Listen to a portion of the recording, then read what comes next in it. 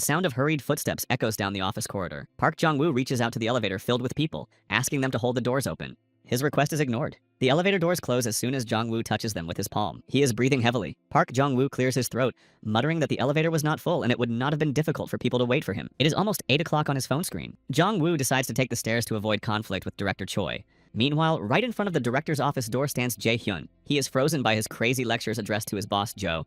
Jong-woo's voice distracts him from listening to the director's shouting. Jong-woo awkwardly lands next to Jae-hyun, causing him to jump in surprise. A flustered Park Jong-woo asks why he is standing outside the office. Jae-hyun explains that director Choi took care of boss Jo first, to which Jong-woo assures him to trust him, because he has a solution for everything. Director Choi spares no paper to hit boss Jo over the head with, just as he spares no effort in bullying and devaluing his work. Boss Jo listens silently. At that very moment, Jong-woo and Jae-hyun kneel behind a partition, trying to remain unnoticed by the director. Director Choi throws boss Jo's work in his face, calling it complete crap, and orders him to redo it before lunch. Back at work, Jong-woo asks Hyun-ho why the morning is so tense, to which Hyun-ho replies that investors are dissatisfied with the new project. Suddenly, Director Choi interrupts the conversation, calling out to Jong-woo in a nervous tone. Jong-woo barely manages to keep his voice from trembling as he responds to him. Director Choi points his finger at him and yells at Jong-woo for daring to show up at work at such an hour and setting a bad example for his colleagues. Park Jong-woo looks at the clock on his computer, which shows it is 1 minute before 8. He realizes that his attempt to avoid arguments has failed. Director Choi continues to lecture Jong-woo, saying that in his day, people worked non-stop, when suddenly a pixelated planet Earth appears in front of him. All the employees are surprised by the sudden pixelated guest. Some theorize about its origin, while others consider it a common bug. The notification screen displays text on behalf of the planet. Earth greets its inhabitants and informs them that it is forced to be the bearer of bad news. Everyone around familiarizes themselves with the program. Some consider it a prank or a test of new technologies. Jong-woo touches the window on the notification screen. He disagrees with his colleagues' claims that it is a normal program because, unlike them, this screen is tangible. The Earth announces that the universe is coming to an end and that a procedure called planet shutdown is about to begin. Everyone should listen to the instructions. After these words, the office room rumbles. The ceiling lights begin to sparkle and everyone is overcome with panic. Jong-hyun watches in fear as Park Jong-woo tries to calm everyone down and get them to take their seats. Unlike his colleagues, Jong-woo feels no fear. He assumes that this may be related to his work developing apocalyptic games. Outside, it's total chaos. Cars are crashing into each other and everything is burning and smoking. Jong-woo wonders if this is real or just a dream. A sharp sound makes everyone cover their ears, unable to withstand such power. No one understands where it came from. Director Choi is the loudest. Clutching his head, he begins to blame his boss Jo for what has happened, adding to the harassment. A few seconds later, everyone, including Director Choi, looks at each other in surprise, realizing that they cannot hear their own voices. Park Jong-woo grabs his throat and realizes he has lost his voice. He realizes that only human voices have been silenced. A notification screen appears in front of Jong-woo and immediately asks a question. For a fatal fight with his bare hands, would he choose 2 medium-sized dogs or a human? Jong-woo thinks about what medium-sized dogs look like, but the program, as if reading his mind, immediately displays a medium-sized Doberman on the screen. A picture immediately pops into his head of 2 dogs running after Jong-woo, leaving him no chance of escape. They will undoubtedly not stand on ceremony. When Jong-woo thinks about a person, the program displays the same text with a countdown of 20 seconds. This means that there is no standard for a person. There was no clear answer regarding the type of fight. Jong-woo recalls the fights he had at school, but at the same time thinks that his opponent could be an MMA fighter. There's little time left. Jong-woo is nervous, but he still shouts out his choice and settles on 2 medium-sized dogs.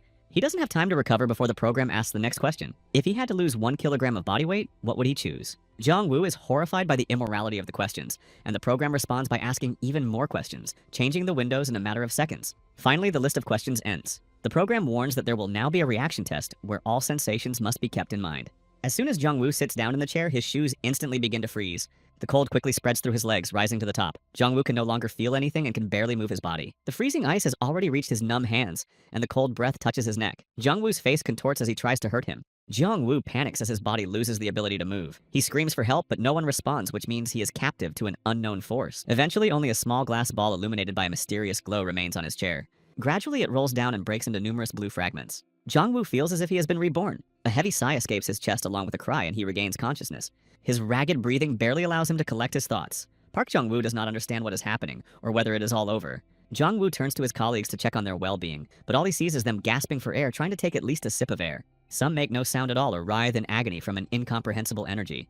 The picture of what is happening throws Park Jong-woo into a chaotic stream of thoughts. Almost everyone around him is looking up and gasping for air. Park Jong-woo does not understand what is happening to people, but for safety's sake, he takes a sharp pen with him, as the consequences of all this are unpredictable. The agonizing cries lead Jong-woo to Jae-hyun. He arches his back, waves his arms, and screams in pain. As soon as Jong-woo touches Jae-hyun, he comes to his senses, filled with a mixture of suffering, tears, and shock. He asks Jong-woo if he saw the spectacle. Jong-woo replies that it's probably all over, and that Jae-hyun should catch his breath while he has time. Jae-hyun rests his forehead on his palms, agreeing with the suggestion. The program makes itself known again. It explains that depending on their answers, everyone was given essences that are the best weapons and shields. In case of destruction, these essences fall from the person to the ground. The essences can be picked up by other people, so you always have to be vigilant because destruction remains in your memory and can be used against you. The warning system emphasizes that it is better not to lose essences to creatures from other planets. If a person is not sure that they can defeat the enemy, it is better for them to go to the other world alongside their allies. Essences can also become stronger depending on the amount collected. The program finishes its explanation and orders you to find a savior and help him or her. Jong-woo breaks out in a cold sweat. The memory of creatures from another planet sticks in his mind the most. But what does it mean to find a savior? Director Choi fills the room with his shouting again and knocks everything off the table. Irritated, he asks who is behind this devilish prank. Director Choi shouts out the name of his boss, Jo Seon-woon. Hysterically yelling, he orders Jo to find the culprit. Jo Seon-woon approaches with his massive figure, blocking the director. Boss Jo's gaze is menacing, and a sign with the word predator hangs above his head. Director Choi is visibly afraid of Jo Seon-woon's mysterious sign. The director asks what he is doing and what that thing above his head is. The threatening word frightens the director. He tries to formulate a thought, but is terrified by Jo's sudden movement, thinking that he wants to harm him. But Jo Seon-woon just bows politely to the director, expressing his gratitude for the valuable lessons. After that, he wishes him all the best and leaves. Dripping with sweat, Director Choi watches as Boss Jo turns away from him. He wants to ask what Sun-woon is going to do, but he can no longer hear him. Jo Sun-woon walks through a crowd of colleagues who are actively asking questions about his new role. Park Jong-woo nervously watches Boss Jo. A suspicion arises in his mind that he is looking for someone in this crowd. Pixel Earth says that Jong-woo has been assigned the role of savior. If he doubts his abilities, he can change the role or take it away altogether. Jong-woo does not believe what he hears, but at the same time he realizes that if roles can be changed, only the most adaptable will survive. Suddenly, the familiar eyes of Chief Jo stand out from the crowd. He is looking directly at Jong-woo. The brief eye contact brings clarity to Park Jong-woo's mind. It seems that Sun-woon realizes that he is standing in front of the savior. Park Jong-woo looked around, hoping to find someone else with a title, while wondering if he was the only one who had received the message about the savior. The thought that Chief Jo might really be looking for something or someone did not leave Jong-woo's mind. The employees discussed Chief Jo among themselves, noticing that he seemed more frightened than usual. However, they considered the search for the savior to be a priority. Analyzing his colleagues, Park Jong-woo realized that somehow no one else knew about the title of savior except him, which seemed suspicious. One of the employees said that the savior was supposed to save people, so what did the title of predator mean? How was Chief Jo involved in this? Sun-woon's confident gait and serious face caused others to feel an uncontrollable tingling sensation. Looking at his head in the mirror, Jong-woo tried to find the title. He thought that maybe it was a system error, or that it wasn't reflected in the mirror. The unexpected appearance of Chief Jo instantly distracted him from his obsessive thoughts. He kept his focused gaze on Jong-woo. Turning in his chair, Park Jong-woo hesitantly asked if he could help him with anything. Chief Jo's gaze was different. With suspicion, Sun-woon said that Jong-woo looked very stiff, and that perhaps the reason for this was what he saw in the mirror.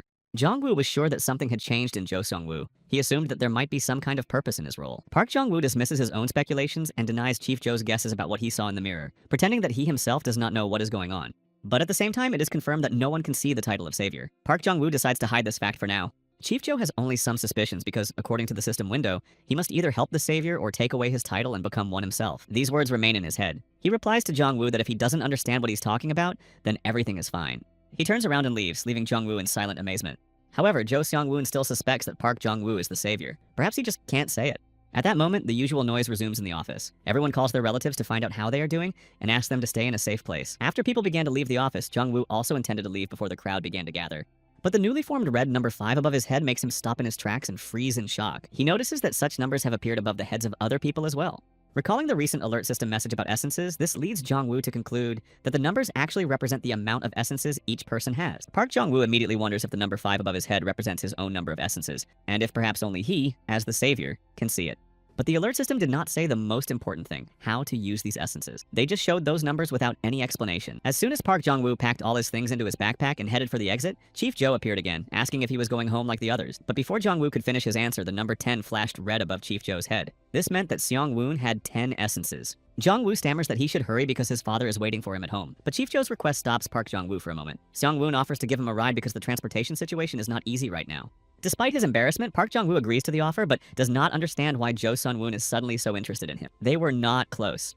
The room is once again filled with a strange sound. Everyone screams and falls to the ground, clutching their heads. Sun-woon yells at Jong-woo to hurry to the garage, otherwise his car will be crushed. Passing through the office corridor, Park Jong-woo thinks that his boss Jo sees more. And since Sun-woon has 10 essences, he could be useful. Jo Sun-woon starts pressing the elevator button, but nothing happens. Park Jong-woo says that there is no point in doing so because the elevator is not working. The surrounding atmosphere makes Sun-woon tense up. Jong-woo wonders if Boss Jo can be considered safe because he doesn't know what the title of predator means. But Jae-hyun, who has just appeared, attracts attention.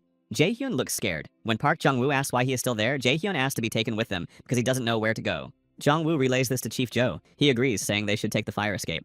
The two run after Chief Joe. Park Jong-woo, meanwhile, speculates that Earth is looking for someone who can quickly adapt to absurd situations, and someone who will use all possible means to survive. Jong-woo concludes that this refers to the main character.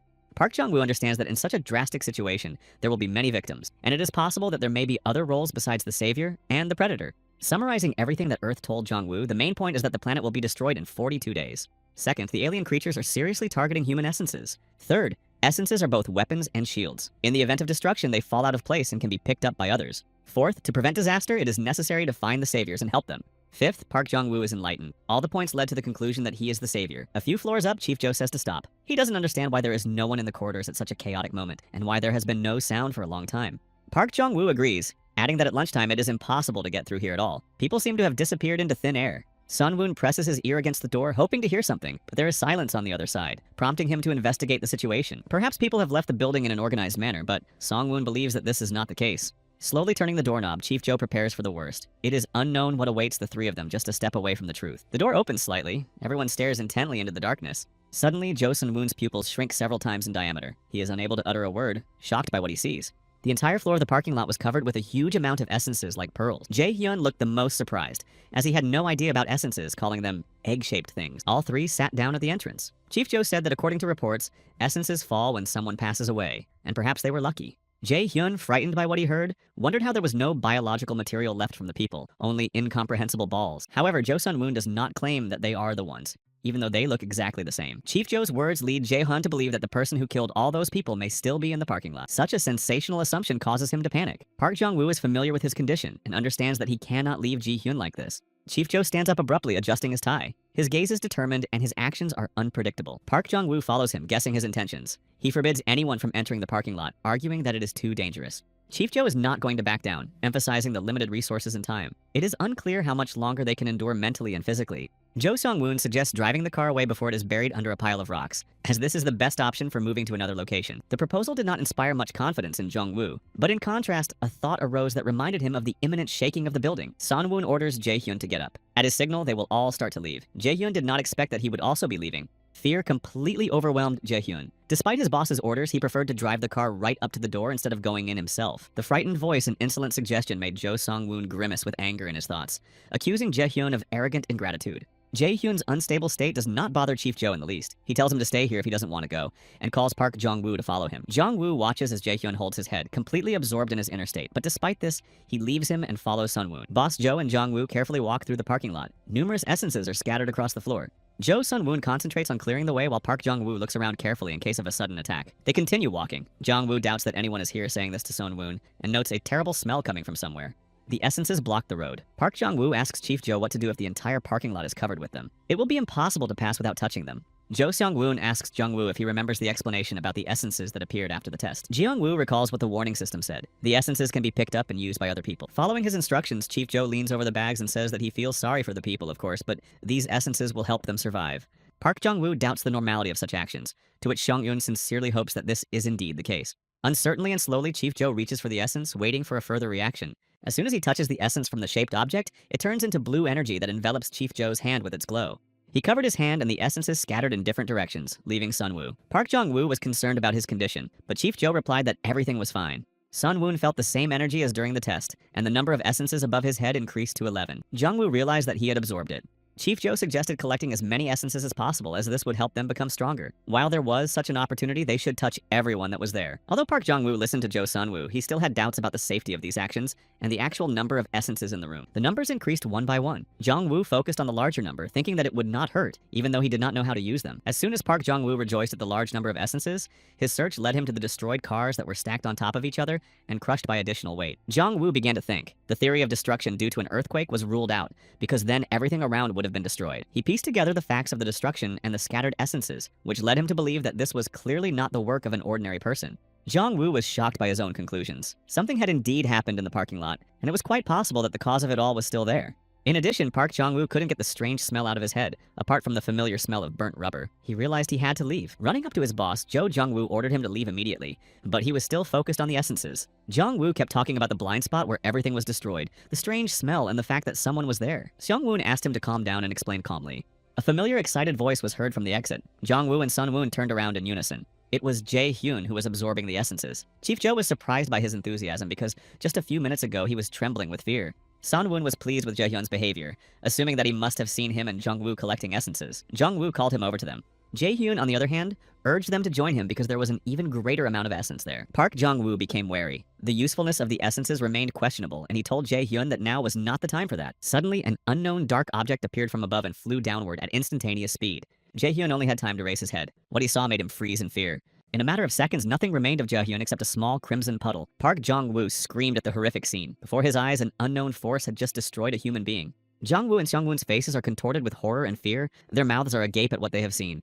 Jong-woo tells Chief Jo that something swallowed Jae-hyun alive. His suspicions were confirmed. Someone was indeed hiding in the parking lot. Someone huge. Park Jong-woo's own thoughts cause him to lose touch with reality. Jo Sung-woon tries to bring him back to his senses. Their attention is drawn to the balls falling from the ceiling with a bright light. It was a new batch of essence that belonged to Jae-hyun. Angry, Chief Jo assesses the situation and realizes that all these essences of destroyed people were just bait to lure them into a trap. This means that an unknown force is hunting people. After Sun-woon's conclusion, the only thing left to do is to flee immediately. Jo Sung-woon and Park Jong-woo rush to the exit. Red drops above them seem to be catching up, which means that something is chasing them.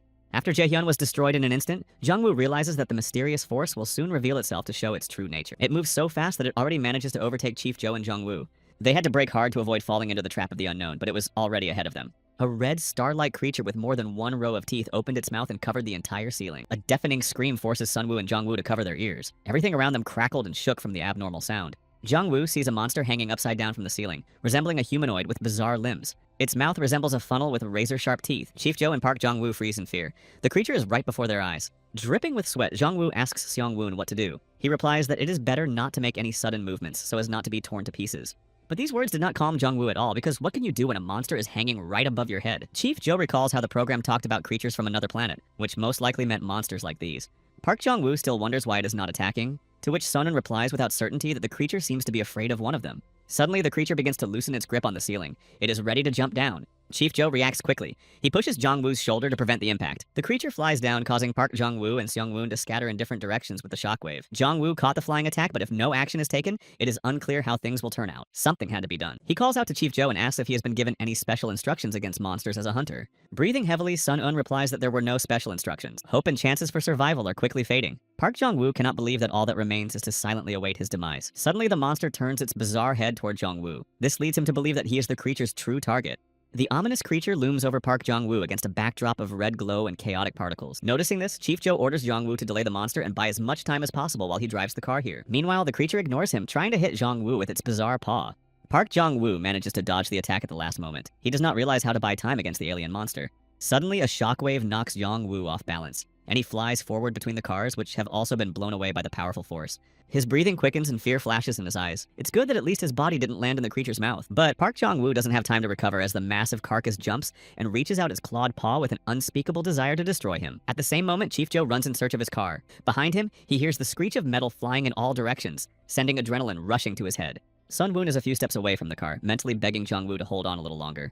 The monster's long, bony arm punches through the ground, leaving a crater behind. It doesn't understand where Jong-woo has gone. The creature was sure it had struck him directly. While the creature scans the parking lot with its eyes to find its victim, Park Jong-woo, lying under the car, tries not to make any unnecessary sounds. So far, so good. Jong-woo does not lose his concentration even when in danger. Thoughts about the meaning of essences run through his head if he does not know how to use them. He doesn't care about the title of savior as long as it doesn't bring any change. Jong-woo slowly crawls out from under the car, hoping that he is no longer being followed. The monster moves lightning fast across the roofs of cars. Park Jong-woo's breathing is on the verge of collapse, and he mentally begs the earth to give him a hint, since it has already rewarded him with a title. A weightless blue glow rises before his face again, reminiscent of the moment the notification screen appeared. The notification system informs Jong-woo that his rescuer ability rating has exceeded the average and congratulates him on his achievement. 21 points were awarded for the survival process. An additional 7 points were awarded for rationality, 4 for perseverance, 20 for absorbing essences, and 150 points for the previous fight. In total, the evaluation administrator awarded Park Jong-woo 78 points, thanking him generously. But after that, the windows did not disappear. Instead, new ones began to appear. Jong-woo heard about the evaluation administrator for the first time.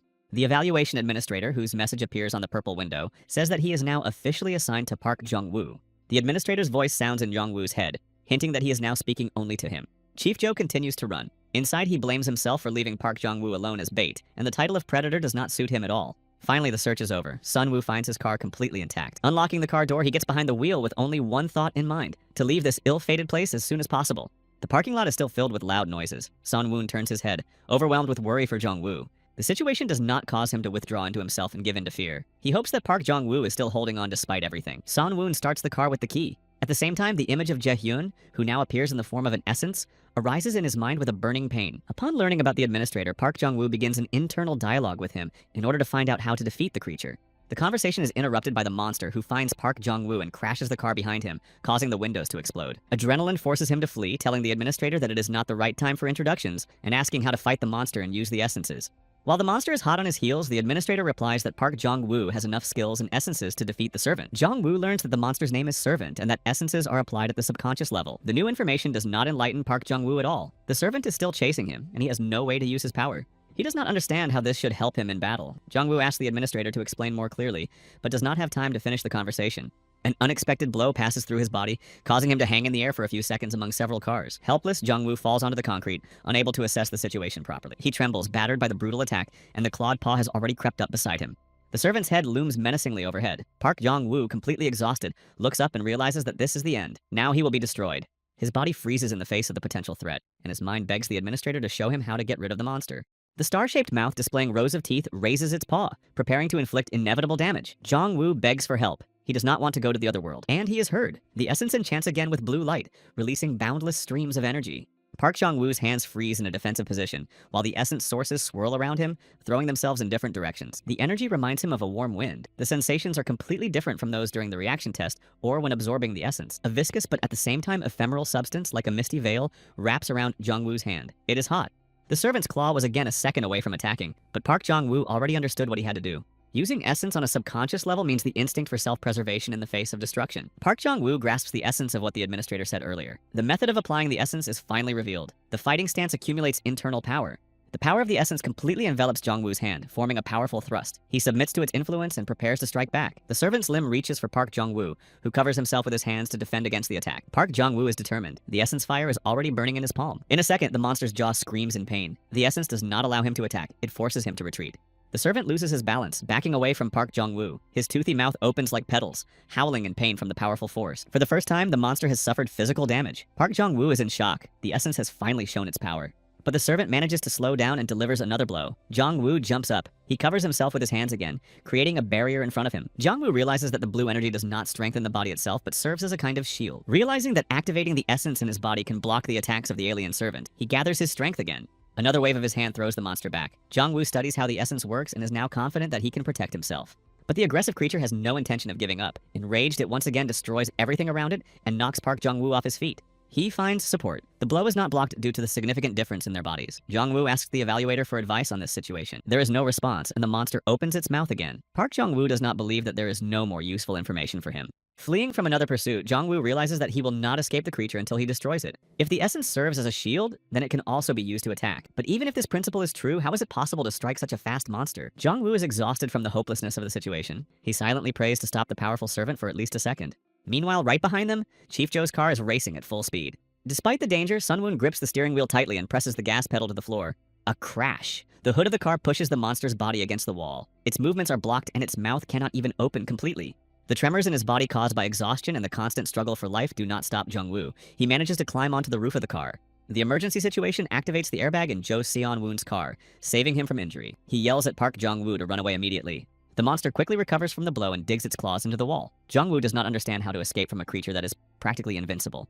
The car is already being hit. Chief Joe quickly opens the door and orders Jong-woo to hurry. Getting to his feet, Park Jong-woo remembers that Jong-woo still doesn't know how to use the essence. However, now he no longer considers it impossible for himself. Jong-woo pulls a pen out of his backpack, assuring himself that he will destroy the monster with his own hands. His determination baffles Chief Joe. He becomes wary, responding to Jong-woo.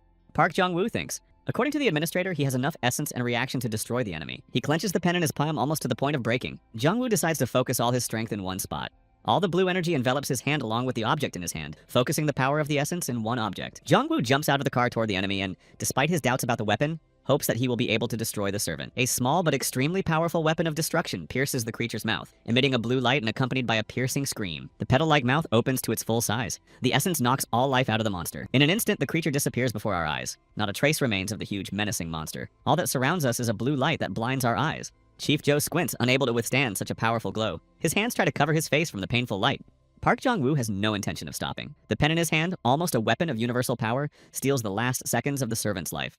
And then there is only a crack that resembles the rumble of night thunder. Everything seems to collapse into something single and small. The room is filled with a white light, like the brightest star in the universe. Essences then spill out from the epicenter of the glow. Park Jong-woo and Chief Jo watch closely as they fall from the place where the creature had just been. Sun-woon does not understand how the monster evaporated in an instant. The giant, bizarre creature disappeared with a single blow. One of the essences that had just fallen from the servant carefully touched Chef Jo. Park Jong-woo watched spellbound as many blue balls fell from above and approached to touch the body. He fell to his knees, unable to believe his eyes. Jong-woo had just prevented their destruction, which meant they had survived. Holding the pen in front of him, he was surprised at how powerful the essence was. He couldn't even imagine what it was capable of. The notification screen appears again without warning, announcing the start of the selection of the Savior of Earth. Park Jong-woo, still shocked by the outcome of the battle, is struck by another system notification. What could the selection of Earth's Savior mean? One of the windows opens the Savior's chat. Another says that Park Jong-woo has the ability to seal and is ranked second in his region. Jong-woo finds it difficult to focus on any one piece of information because everything is flying in different directions. The administrator explains that the screens are a support system created by Earth and that Park Jong-woo now has the right to use it. Chief Jo calls out to Jong-woo. He asks him if he is okay and if he has any injuries. Park Jong-woo replies that he only has a few scratches and asks the same question to Sung-woon. Chief Jo is also fine thanks to Jong-woo. Jo Sung-woon asks Jong-woo to take a break while he checks the car. The number 26 floats above his head, which means he has also absorbed several essences. Park Jong-woo is interested in the news about his region's second place ranking. He asks the administrator which region he belongs to. After a pause, the administrator informs him that Park Jong-woo belongs to South Korea. Not a region, but the entire country. The administrator clarifies that Jong-woo ranks second among Korea's rescuers. Park Jong-woo is surprised because he thought he was only second in his district or region. At the bottom of the screen, you can click a button to contact other saviors. The region's rating is calculated in real time, so it may change. The administrator continues that each of the top 5 has one ability, and if Jong-woo falls below that, he will lose his sealing ability. Jong-woo barely has time to comprehend everything. When asked about the sealing ability, the administrator explains that his task is to close the gate against invasions. This information reminded Park Jong-woo of typical novels about the opening of gates to the world of evil, from which monsters from classic stories emerge. This meant that the savior was a hunter-like creature whose ability was to close the gates. The chain of thoughts continued, so the servant also came out of the gates, one of which is now open. They need to be closed immediately. Suddenly, the administrator announced that in the first 24 hours after connecting a new savior to the system, his task was to preserve that life. Park Jong-woo doesn't understand anything as a red alert flashes before his eyes, ordering him to leave the Kasan area immediately. He is shocked by the information he has been given because how can he leave a place when there is an open gate to another world somewhere here? But Chief Jo gives him no time to think. Starting the engine, he calls Jong-woo to the car and he obeys, jumping off the roof of the car. Obsessive thoughts about the possibility of action do not leave him. However, Park Jong-woo decides to leave the area, which is entirely justified because there is definitely a reason for it. Getting into the car, Chief Jo and Jong-woo breathe a sigh of relief. Now the only thing that matters is to finally get out of the parking lot. The program interface shows that Park Jong-woo is a user, emphasizing that he is human. The evaluation administrator replies that not only humans can be saviors, and now their ranks include various races. The issuance of essences is a way of selecting the strongest, increasing Earth's chances of survival. The most worthy receive a greater number of essences. Then the meaning of the strange questions in the test becomes clear. Its purpose is to give essence to the relatively stronger species. Driving past the city, Park Jong-woo notices that the city seems to have died. There are no cars or people, and even in the zoos, there are no animals. Jong-woo remembers the chat in the system but does not understand if it is working. Hoping to ask other survivors for information, he suddenly sees that a person has been added. He realizes that you can only join the chat after you are assigned a place. Someone has already sent a welcome message. Jong-woo still doesn't believe it's real and wonders if he should reply. A new message adds that you need to come up with a nickname to use the chat. Attempts to name himself Earth or Universe are unsuccessful. These words are prohibited in nicknames. Then Park Jong-woo settles on the option Human. The program approves this nickname but warns that it cannot be changed in the future. Chief Jo notices that Jong-woo is thinking about something, but Jong-woo says he was just thinking about monsters. Sun-woon learns that Park Jong-woo lives in the Pongchon area near Naksong Station. During their conversation, they decide to take the main road. The navigator turns on and the connection appears. The main highway is stuck in traffic, so Chief Jo suggests driving through the center. Park Jong-woo thinks about his father. Although he doesn't have his number, he hopes that he is okay. In the middle of the traffic jam, everyone is honking their horns in the hope that the cars in front will start moving. But it's pointless. Jong-woo loses his patience. He gets out of the car and says he's going to talk to the driver behind him who is honking excessively. Approaching the car, he knocks on the window and asks him to honk moderately, considering the situation around him. A burly man who is several times larger than Jong-woo gets out of the car. Citing his bad mood, he starts to pick a fight. The man continues to harass and point his finger, looming menacingly over him. Jong-woo realizes that the difference in physique and height is too great, and that the man's character will not allow for a peaceful agreement. But Park Jong-woo continues to insist that signaling will provoke danger, and that all the people around will be in danger. The man does not take his words seriously. The man sees no problem with honking, and Jong-woo's words about monsters that may be attracted by the sound do not bother him at all. He clenches his fists. He expected Jong-woo to shut up, but he continued to argue, which enraged the man, and he swung at him expecting to strike a blow. Jong-woo defends himself from the attack, covering himself again with his hand, in which he clenches a handle. The essence makes itself known, serving as a shield. Throwing the powerful energy of the essence, Jong-woo causes his opponent to lose his balance and fall backward. The burst of energy causes a blow to the car, completely destroying its upper part. The man stands there with his mouth agape, completely shocked. Now Jong-woo no longer looks weak in the man's eyes, and when he once again insistently asks him not to honk, the man manages to agree with a trembling voice. But despite the useful lesson, Park Jong-woo does not understand why the essence worked, since there was no threat to his life. As he gets into the car, the appraiser replies that after the first use, the essence can be activated if the owner wishes. Chief Joe asks if it wasn't too much. He remains silent, and Sun-woong understands the rhetorical nature of the question. Sun-woon slams on the brakes on Jong-woo's street. Overturned cars and cracks in buildings indicate a recent attack by monsters. Fearing the close presence of the creatures, Joe Sun-woon tells Park Jong-woo to take whatever can be used as a weapon, and then move on. Park Jong-woo thanks his boss Joe for visiting his home, but Joe interrupts him, noting that in such a situation there is no point in addressing him as his boss. He allows him to address him simply as Joe Sun-woon and asks him to take care of him despite the situation. Park Jong-woo responds in kind, asking to be addressed informally and making the same request for care. Jong-woo recommends taking one item each so that extra luggage doesn't slow them down on the way. When Sun-woon asks if they should take more because of the unpredictability of the future, Park Jong-woo objects, adding that he has even cooler things at home. Armed with a hammer and a wrench, they walk down the alley accompanied by several cats running away in fear. Sun-woon notices this, to which Jong-woo replies that there are many stray cats in this area. But this time there are too many of them, and they all seem to be running away from something. When Jong-woo turns back to go around behind Jo Sun-woon, a ball of blue light almost touches the back of his head. The flow of essence knocks the hammer out of Sun-woon's hands, and before he can even recover, he falls and hits a pole. It's all over. The essence light absorbed into Sun-woon's hands protected him from the sudden bullet attack. Jong-woo reaches out and reports that, fortunately, Jo Seon-woon was able to activate the essence, explaining that this is how it works when life is threatened. This leads him to believe that there is a reason that provoked this threat. At that moment, armed strangers emerge from their hiding places. An unknown guy, blaming someone for missing the shot, swings a stick charged with essence. At the last second, Sun-eun and Jong-woo manage to dodge, and the stick swings right between them, separating them by several meters. The stranger did not expect to miss. Surprised, he stands between Sun-woon and Jong-woo, not understanding how he failed to cause any harm. The partners laugh at his failure and accusations against them. Irritated, he orders them to be quiet and complains about the lack of help. Sun-woon and Jong-woo notice that the teenagers are armed. Sun-woon, clutching a wrench in his hands, asks them why they are doing this. One of the teenagers raises a metal pipe and sneers, saying that the essence is power and strength, and the means of obtaining it is not so important. Sun-woon tries to convince them that it is not necessary to destroy people to achieve this. They are still too young, and the world does not need this. The teenager smiles again. He replies that the world Sun-woon is talking about disappeared a couple of hours ago. Another stranger swings an essence bat. Sun-eun and Jong-woo manage to react in time. Sun-woong strikes, knocking the bat out of his hands, and the attacker loses his balance and falls on one of the other boys. The teenager in the orange hoodie attacks Jong-woo, but notices that he has successfully blocked the blow. He notices that Jong-woo must have already collected a lot of essence. The teenager says that in that case, he also enjoys destroying other people. This phrase causes Park Jong-woo to experience a strong emotional surge that transforms into a powerful burst of essence from his hand, causing the others to fall. Jong-woo, trying to cope with his emotions, tells himself that he does not want to destroy others and sends a powerful burst of essence far beyond the alley. This provoked a long, wide trench and a new amount of essence. Most of the attackers disappeared. Park Jong-woo falls helplessly to his knees while one of the attackers pins Seong-woon against the wall. He orders the other to catch Jong-woo immediately. The teenager is about to deliver an irreversible blow to Park Jong-woo. While he is frozen on his knees, the attacker swings and yells for him to disappear. Sun-woon's heart skips a few beats and he screams at Jong-woo to come to his senses immediately.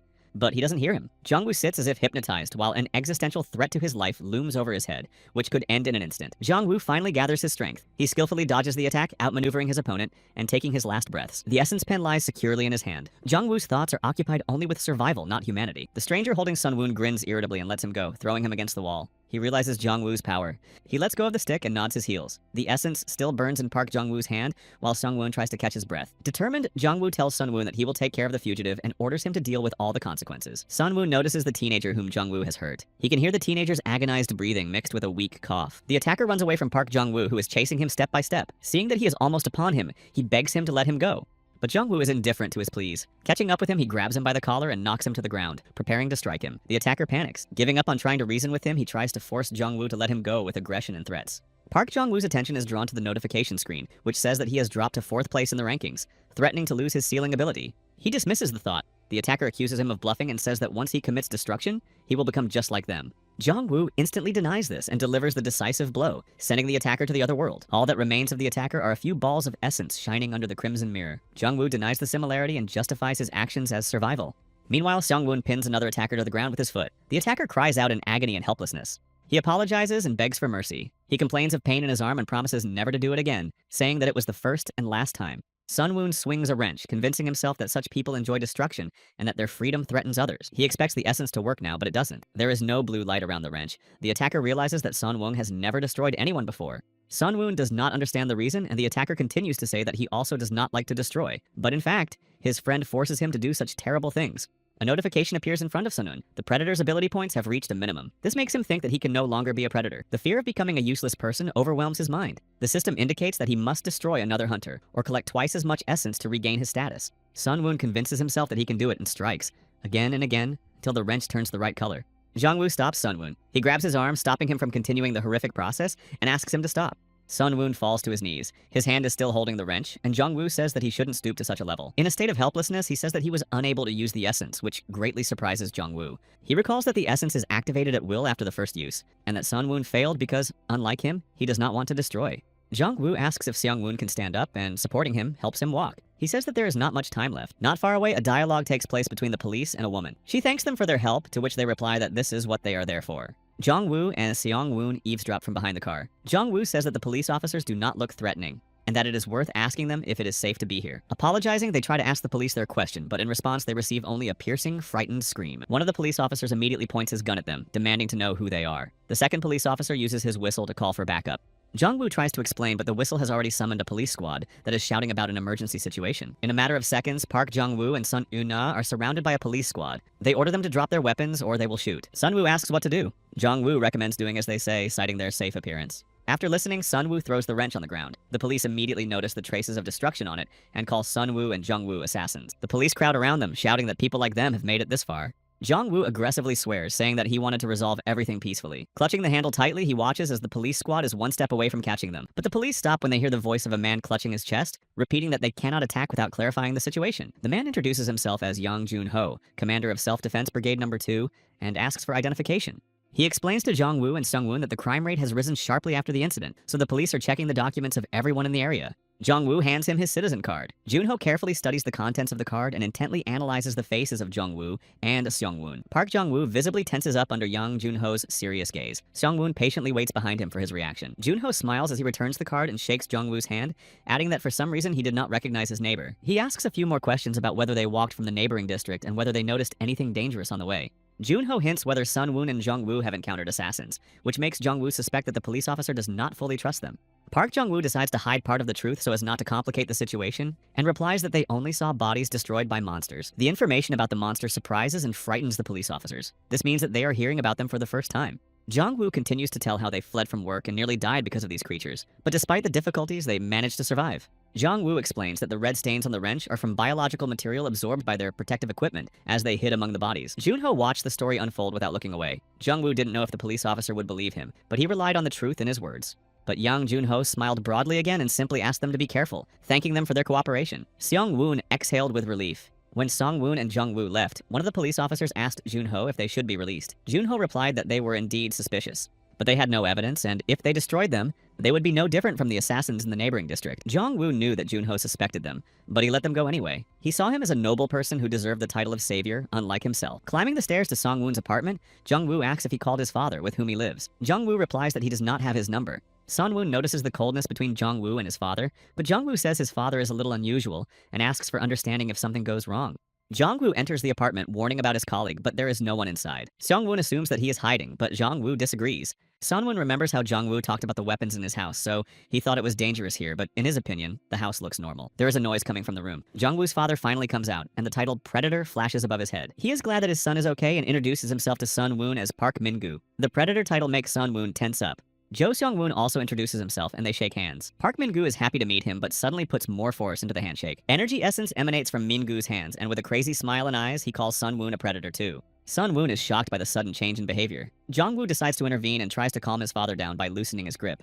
He manages to pry Min-gu's hand away. Sunwoon, still in shock, holds his hand, not understanding what just happened. Park Min-gu abruptly pulls his hand away from his son's grip. Muttering, he accuses them of being overly affectionate. Walking away to the table, Min-gu says that after the morning's events, he first gathered food and put it on the balcony, inviting them to take it if they needed it. Jongwoo and Seon-yoon notice a huge number of boxes of food stacked on top of each other. Jongwoo wonders how he managed to do it so quickly. Noticing red marks on the cans, Jongwoo turns his attention to Min-gu. Above him is the number 73. Indicating that the food was obtained at the cost of human lives. Min-gu asks him to take everything he needs and put it next to his backpack. When Jongwoo asks if he did the same, he confirms it, and says that his things are in the bedroom. Jongwoo asks if his father wants to go alone. Min-gu replies that with the end of the world, it will no longer be possible to live as before. He calls himself worthless and blames himself for Jong-woo's suffering. This is the main reason why it is time for everyone to go their separate ways. While Seong-won was gathering supplies, Jong-woo also gave him a stun gun as a weapon. Park Jong-woo himself armed himself with a knife. As soon as the backpack was packed and Park Jong-woo and Jo Seong-won were ready to leave, a group of self-defense guards suddenly knocked on the door. Jong-woo tensed up. Why would the self-defense group suddenly come to their house? The policeman at the door said that there had been an incident at the Blue Dragon store, and that they were now going door to door to find out what had happened. He insisted that they open the door, assuring them that they would just look around the apartment. Suddenly, Park Min-gu stepped between Sun-woo and Jong-woo. As he approached the door, his gaze expressed only determination and readiness to face the consequences. As soon as Min-gu approached the door and the voices of the police became louder, Jong-woo's memories forced him to return to the past. Memories of debt collectors dunking his father's head in the toilet and demanding immediate repayment of the loan with interest. Min-gu promised to pay the money back as soon as his business took off. These words were followed by blows and harassment. The debt collectors did not believe that he had no money. Jong-woo sat behind the door clutching his head while the debt collectors, after beating him up, realized that Min-gu really had nothing. The boss pressed Min-gu's foot and threatened that if he didn't pay back the money in a week, he would end up in the same grave as his wife. They left him saying that he shouldn't have borrowed money in the first place. They also accused him of causing Nai to throw herself under a car because of his fraud. Min-gu cried uncontrollably as soon as the debt collectors left. He knew that Jong-woo was sitting behind the door and turned to him, assuring him that his mother had died in an accident. Powerless, he continued to cry and, as if seeking approval from Jong-woo, said that he was not to blame for Nai's death. Park Min-gu opened the door. The police officers froze as soon as they saw the Predator's title above his head. The police officer says that the Blue Dragon destroyed people and took all their belongings. His finger is tense on the holster. His stern gaze makes the police hold their breath, but Min-gu immediately smiles, inviting them into the room and thanking them for their hard work. The police officers enter the apartment. They promise not to take much time and disperse throughout the rooms. One of them opens the door to the balcony. A multitude of boxes filled with food immediately catches the eye. The cop yells that he's found the criminals and pulls his gun out of its holster, but as soon as he tries to shoot, his whole life flashes before his eyes in a second. With just one touch of his finger, Park Min-gu takes the policeman's life, leaving traces of essence mixed with red clots around him. The cop's partner presses his back against the wall as soon as Min-gu approaches him. Sweat runs down his face and his body trembles with fear. Min-gu promises not to touch the others in return if they don't come here anymore, adding that he won't be here much longer anyway. The policeman runs away. Min-gu tells Jong-woo and Seong-woo that even though he promised not to come back, the place is still dangerous.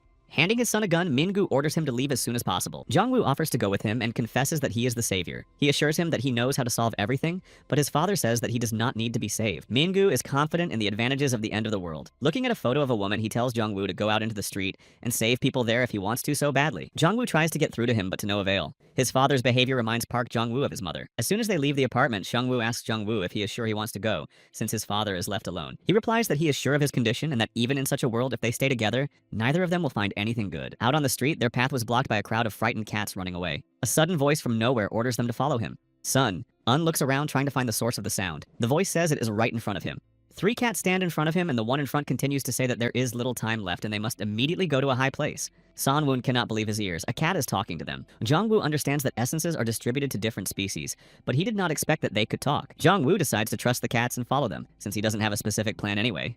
The cats running around is noticeably tiring. San-woon leans on his knees to catch his breath while Park Jong-woo is stunned by what he sees. San-woon asks what it is, but Jong-woo cannot believe that right in front of him is a gate that has grown even larger. The administrator informs them that the gate will soon be activated and they must leave the area immediately. Jong-woo touches the handle, ready to go. Suddenly, a loud bang shakes the already tense atmosphere. A clawed paw digs into the concrete. Sun-woon and Jong-woo recognize the creature as a servant. Before they can recover, a crowd of cats runs past them, calling out to each other, ordering each other to stop attacking and defend. The servant opens its toothy maw, and the cats rush straight into the epicenter of danger, not drowning out their main slogan of unquestionably stopping it. The monster swings its claw and destroys several cats at once. The essence immediately seeps out of the fluffy creatures. Seeing all this chaos, Jong-woo throws Sun-woo's backpack and rushes into battle with a pen charged with essence, asking the administrator to explain how to close the gate. The administrator says that the gate will close if the monsters from another dimension are destroyed, and then a certain amount of essence is sent there at once. Jong-woo approaches the portal and asks how much essence is needed, to which the administrator replies that it depends on the gate itself. When Jong-woo looks at the gate, the administrator continues, but this time it sounds like he is trying to intimidate him. The amount of essence that Jong-woo currently possesses is insufficient. With this amount, it is impossible to close any gate, as the required amount is many times greater. The servant continues to destroy. Jong-woo does not realize how it is even possible to collect so much. His amount is not even close to what is needed. The leader of the cats turns to Park Jong-woo, saying that he is the strongest because he has the most essence. He must fight, not run away. Jong-woo notices a scar on his face and wonders how an ordinary cat can see the amount of essence he has. Courage and an unrelenting desire to go into battle lead Jong-woo to believe that this cat is a savior, and when he asks him about it, the cat continues to sneak towards the gate. The cat confirms Jong-woo's assumptions. He calls himself a savior and sets himself the task of going into battle and closing the gate. Jong-woo tries to stop the cat, but it no longer hears him. Bravely, it leaps on its hind legs into the center of the fight, leaving Jong-woo to watch. The gate widens each time. Park Jong-woo realizes that even if he continues to fight, he will not be able to close the gate. The servant destroys the animals one by one. Jong-woo realizes that this is a battle of attrition. The cats are becoming fewer and fewer, and the situation needs to be resolved. The monster's bottomless mouth pulls Park Jong-woo out of his thoughts. The servant looms menacingly over his head, preparing to attack, but fails. The pack of cats soars synchronously through the air, moving toward the servant and Jong-woo. They all cry out to defend themselves and sink their teeth into the creature's body. They knock the servant off his feet. Each cat lands on a different part of the monster's body to restrain it and pull it away from Jong-woo. One of the cats shouts at Jong-woo to destroy the creature as quickly as possible while they hold it. Park Jong-woo shouts that if he attacks, the cats will immediately go to the other world, but they rush him, saying that it is difficult for them to restrain the monster. Despite his inner turmoil, Jong-woo uses the essence and throws a blue stream at the monster. He screams to save the survivors. As if responding to a call from the battlefield, the leader of the cats flies straight at Jong-woo. He grabs the cat with his hands so that it does not get hurt, and they land together. Park Jong-woo accuses the cat of acting rashly and making ill-considered decisions. The difference in size and strength will lead to their destruction. But the cat is serious. He orders Jong-woo to fight, and even when Jong-woo objects, citing the small amount of essence, the cat does not back down. He says to take their essences, and when Jong-woo says that even if they collect the essences of all those who have died, it will not be enough. The cat screams to find more. The cat continues to scream while the others continue to stop the servant. He demands more and more essence. Jong-woo tries to reason with the cats, telling them that they will now die, but they continue to faithfully serve their cause, giving their lives. The administrator intervenes, reminding them that in order to preserve the essence, they must go to the other world alongside their allies. This angers Jong-woo, and he disagrees. The cat resumes the fight, reminding Jong-woo of his mission as a savior. Jong-woo understands why Earth apologized, knowing how many victims there would be. The essence in his hand reignites, this time stronger and more confident. Jong-woo knew what he would do, even though he tried to overcome himself. A colossal energy leak provokes a powerful blow. The servant is thrown into two pieces, and all the cats are thrown up into the air, twisting into complete chaos. Eventually, nothing remains of them but essence, and a long trench bears witness to the sacrificial struggle. After the deed is done, the system reports that Jong-woo has risen to 4th place in the rankings. Sun-woon asks if Jong-woo is okay and recommends leaving as soon as possible before the monsters get even more aggressive. The number above Song-woon's head makes Jong-woo tense up. He grips the handle tighter than usual, which surprises Song-woon. Park Jong-woo aims his weapon directly at Sun-woon, but the shot hits the servant behind him, who was just about to attack. The essence falls out of the creature. While Sun-woon is in emotional shock, Park Jong-woo confidently heads towards the blue balls. He picks up the essences one by one, both from the creature and from the destroyed cats, until the number exceeds 1,000. Jong-woo collects everything to the last and notices that he is rising to 3rd place in the rankings. But this does not solve the main problem. The gates are still open, and their number exceeds Park Jong-woo's by several dozen times. However, he agrees with Seong-woon that it is time to leave, and there is nothing more to do here. But he cannot get the thought of his mission as a savior out of his head. Behind Jong-woo is a dug trench leading to the open portal. Park Jong-woo sets himself the goal of obtaining 10,000 essences at any cost. Jong-woo is in a hurry, but Seong-woon asks him to slow down. Fearing a loss in ratings, Jong-woo hesitates but eventually agrees. Sun-woon asks where they are going. Jong-woo replies that they are going to a crowded place. Sun-woon assumes that this is due to Park Jong-woo's safety and responsibilities as a savior. Park Jong-woo adds that they need to head towards the Gangnam area because that is where the largest number of people are likely to be. Suddenly, Yang Jun-ho appears. He anxiously reports an explosion in the upper part of the district and notes that Jong-woo and Song-yoon are coming down from there. Seong-woo replies that they are coming down because they saw an open gate and a monster coming out of it. Jong-woo notices a number above Jun-ho's head, and images of the gate and a mountain of destroyed cats immediately pop into his head. This leads him to only one conclusion. Only Sun-woon begins to assure the police officers of Jong-woo's status as a savior, as he throws himself at them with charged essence and hurls a powerful stream. Park Jong-woo thinks only of one number in closing the gate. The more victims there are, the faster the number will increase. 10,000 is nothing. The essence quickly engulfs everyone present. Sun-woon is forced to watch in shock, as the police officers are absorbed by the light of the essence one by one. A few seconds later, the usual consequences of the attack appear. A long trench and the remains of destroyed people, essence balls scattered around the perimeter of the battlefield. The powerful outpouring of energy causes Sun-woon to lose his balance. Stunned, he marvels at the actions of Jong-woo, who also bears the title of savior. With his last breath, Jung-ho turns to his partner, who manages to utter a few words. The essence has severely affected them, but it has not destroyed them. A bloodied Yang Jung-ho sees Jong-woo crouching next to him and looking at him insolently. He calls him an assassin and does not understand how he can save anyone. But Park Jong-woo is not affected by his words. He puts the handle to his throat and says that even though he doesn't believe it, this is what a savior must do. Yang Jung-ho manages to grab the gun and aims it at his face. A shot rings out. Smoke billows from the barrel of the gun, but the bullet only ricochets off Jong-woo. The essence envelops his throat, protecting him from injury. Park Jong-woo still believes that he has no choice but to destroy it. The amount of essence will only increase at the expense of human lives. In a fit of rage, Song-woon grabs Jong-woo by the collar and pushes him against the wall. He calls him crazy and does not understand the motivation behind his actions. Jong-woo's face remains calm. Sun-woon's aggression surprises him while he tries to understand how a savior can commit such atrocities. Jong-woo suggests that destruction may be part of the savior's role because it helps to collect more essence. Seong-woon indignantly replies that this is absurd. But Jong-woo insists that the savior's mission is to close the gate, which requires 10,000 essences, and the method of collecting them is irrelevant. What he hears makes Song-woo cry out. He argues that it is not necessary to destroy the innocent. It is possible to join forces with other saviors and close the gate together. Jongwoo also shouts, saying that Sunwoo's version will not work because the essence must be collected in one vessel for it to make sense. He continues to remind Sun-un of how Earth asked for forgiveness because its real goal was to save itself, not people. Only those saviors who have the power of sealing can do this, as well as those who will do it simply because they are obliged to, and Jongwoo will go for it. Park Jong-woo tries to assure Sunwoo that this situation will now be a normal way of life, but Sunwoo cannot wrap his head around these last words. Jongwoo's cold-bloodedness greatly unsettles him. Jongwoo decides that if Seungwoo does not accept this fact, their journey together will become a heavy burden, and the thought of taking his essence crosses his mind. But the vibration of the phone in Jongwoo's pocket distracts him from his alarming thoughts. An emergency notification is sounding. The Kwanak District Administration informs that due to the anomalies, anyone who needs help can contact the Citizen and Agency Support Center. Among the reports of evacuations and road closures, Jongwoo notices that the government is currently looking for rescuers and asking them to contact them. Sunwoo is surprised that in the emergency message, Jongwoo is only interested in the fact that the government is looking for rescuers. In addition, Jongwoo's attention is drawn to messages in the chat from other rescuers. Most are inclined to believe that the government will not help them. He thinks that now the struggle for essence between the saviors will only intensify, and during sleep an assault may begin that will quickly end everything. This leads him to conclude that they need someone who can cover for them and who they can trust. Jongwoo changes his mind and decides to take Seungwoo after all. Only Park Jong-woo tries to say something, but a familiar sound makes him hold his breath. The servant has returned. Jong-woo yells to leave immediately and suggests that Seungwoo go with him to a place where there are as many people as possible. Sunwoo asks if this is to destroy them. When he confirms this and talks about the essence again, Sunwoo suggests that maybe he shouldn't go with him. These words do not suit Park Jong-woo. He points his gun at Sunwoo and says that in that case, he will be forced to take his essence. Without taking his weapon, Jong-woo gives him a choice. Either go with him or refuse and die right there. Meanwhile, the monsters are getting even more aggressive, rushing towards them at breakneck speed with their claws outstretched. The instinct for self-preservation forces Sun-un to agree with Jong-woo. He asks him where they should go now. Amidst the screams and shouts of the servants, Park Jong-woo orders them to move towards Sadong Station. The speed of the creatures following behind them forces them to run.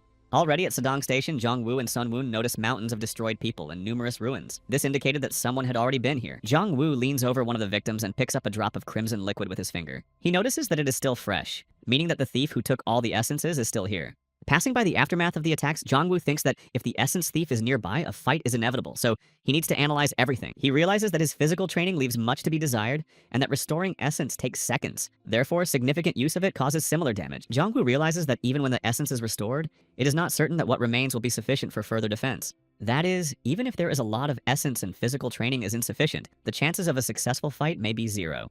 In addition, if the process is not controlled and the essence is used as one pleases, it will be completely unwise and disadvantageous in a long battle. Park Jong-woo decides to focus on this information, but despite this, he notices a store. His phone is already half out of battery, so he tells Seungwoo to go into the store and get an external battery and writing utensils. Upon entering the store, Jong-woo and Seungwoo are horrified by what they see. Inside, there are dead people and traces of an attack. Sun-woo suggests that it is the servant's fault. Jong-woo disagrees because then the entrance would have been completely destroyed. This leads to the conclusion that the perpetrator is human. At first glance, Jong-woo thinks that weapons were used, but he notices that there are almost no traces of destruction on the object. Summing up, Park Jong-woo realizes that due to the similarity of the destruction at the Sadong Station, it was all done by one person who is also skilled in using essences. In the flow of analysis and thoughts, Jong-woo finally decides to take everything he needs and focus on collecting essences. While Park Jong-woo is choosing a battery, Sun-un approaches the destroyed man whose body is lying on the cash register. For some reason, this makes him sad. Out of nowhere, there is a noise. In the dark room and oppressive atmosphere, the figures of unknown people stand out. The crowd of unknown people shout at Jong-woo and Seungwoo, asking who they are and ordering them to leave their territory. Sun-woo raises his hands in a gesture of submission and asks them to calm down, saying that they are not here to fight and have only come to take the battery. The unknown people notice Sun-woo's predator rank and refuse to believe his words. One of them shouts not to be afraid and points to someone who is in charge of them. Jong-woo notices that they all have little essence. This means that the person who collected all the essence at the Sadong Station is someone else's business and is most likely their leader. Unexpectedly, Park Jong-woo stands up for Sun-woo and assures people that despite his title, he helped him escape from the monster at work. One of them tensely asks how they can believe them if it could all have been planned in advance. With a smile, Park Jong-woo agrees that what he said sounds unthinkable, but continues to assure them that they fled from the monster without any weapons. The people believe the smiling Jong-woo and apologize. Despite this, they dare to ask if they have seen the monster anywhere nearby. Jong-woo, averting his gaze, says that they saw the monster in the Yeonung area near Naxion Station. People are horrified by how close it was. One of them worries that the creatures will soon reach them, while another accuses him of cowardice. They argue about whether they should go back despite their responsibilities. They can't return empty-handed, and the information about the monsters is much more important. One of them is concerned about the reliability of the plan, and says that if they get caught, the one who came up with it will be the one to take the blame. In the end, they leave. Jong-woo says to follow them while keeping their distance because they will meet other people there. Seungwoo is furious at what he has heard. He realizes that Jong-woo did this on purpose, only pretending to protect him. His real goal is to tell everyone about the servant and destroy all the people at once. Jong-woo confirms this and assures him that this is the most effective way. The group of people checks to see if they are being followed. After making sure that no one is following them, they continue on their way.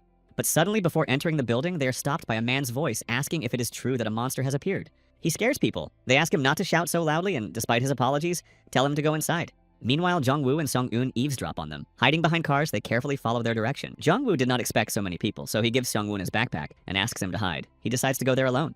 Sung-eun suggests that if he takes the backpack and runs away, it might be a good idea to leave him alone. But Jongwoo disagrees. He says that Sung-eun is a witness to what is happening in the world right now and how much it has changed. Park Jong-woo asks if Sun-woon is really sure he can survive on his own. Sun-woon's frowning gaze shows that he is really thinking about it. People discussed what had happened in the Inun area. Not everyone was convinced that the monster really existed. Some doubted the veracity of the news. Some mentioned the strange beads that fell out of people after their destruction, so the likelihood of the monster's existence was not so small.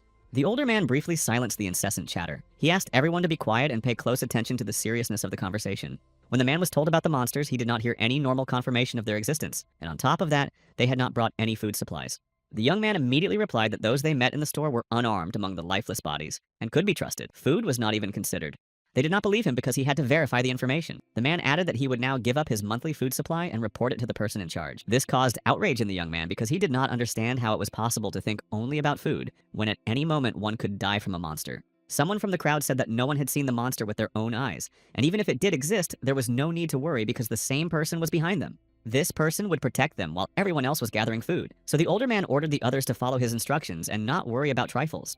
The guy in the cap shouted that a video of the monster had appeared on the internet, so it must exist. This casts doubt on blindly following orders. But suddenly, the heated discussion is interrupted by Jong-woo entering the room. Everyone's eyes immediately fall on him. Jong-woo immediately raises his hands in the air, showing his affection for those present, and despite his apologies, asks if he can stay here for a while.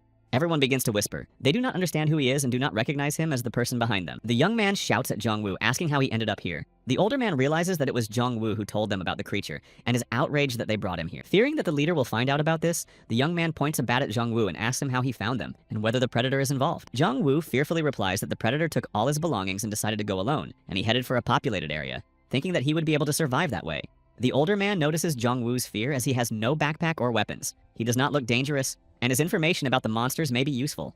The man forces the boy to put down his bat and invites Park Jong-woo to join them, saying that it is more or less safe here and he has nothing to worry about. Jong-woo asks if it is really safe here. The older man assures him that their leader is a very strong person who provides protection. The man leads Jong-woo to the warehouse, shows him the food supplies, and offers protection in exchange for food. Jong-woo is impressed by the amount of food gathered in such a short time. In addition, Park Jong-woo wonders if their leader is so concerned only about food supplies, he can hardly be a savior. Jong-woo asks who destroyed the people. The man replies that it was the leader who eliminated his rivals and justified his actions by saying that food is now more important than anything else. Jong-woo's theory is confirmed by their leader, who is the one who collects all the essences. The man defends him, saying that obtaining food proves his goodness. He says he will introduce Jong-woo to the leader, but instead asks for information about the monsters. Jong-woo realizes that this is their goal. He begins his story about how he first encountered the monster when he was at home with his family, and barely managed to escape, unlike them. Suddenly, his eyes light up at the number of essences above the heads of everyone present. The total is 300, which is not enough to close the gate. Jong-woo calls the people innocent, which suggests that perhaps the leader, who may have more essences than he does, is in control of them. Tensing his hand in his pocket, Jong-woo wonders whether he should take all the essences before the leader arrives. But his attention is distracted by the essences that have activated on their own. He realizes that the essences have been activated solely by his thought of taking them from others. He turns away, trying to suppress this power. The older man is concerned about Jong-woo's condition. He asks him if some kind of pain provoked such actions. Despite his considerable efforts, Jong-woo realizes that he cannot attack so recklessly until he checks the number of essences in the leader.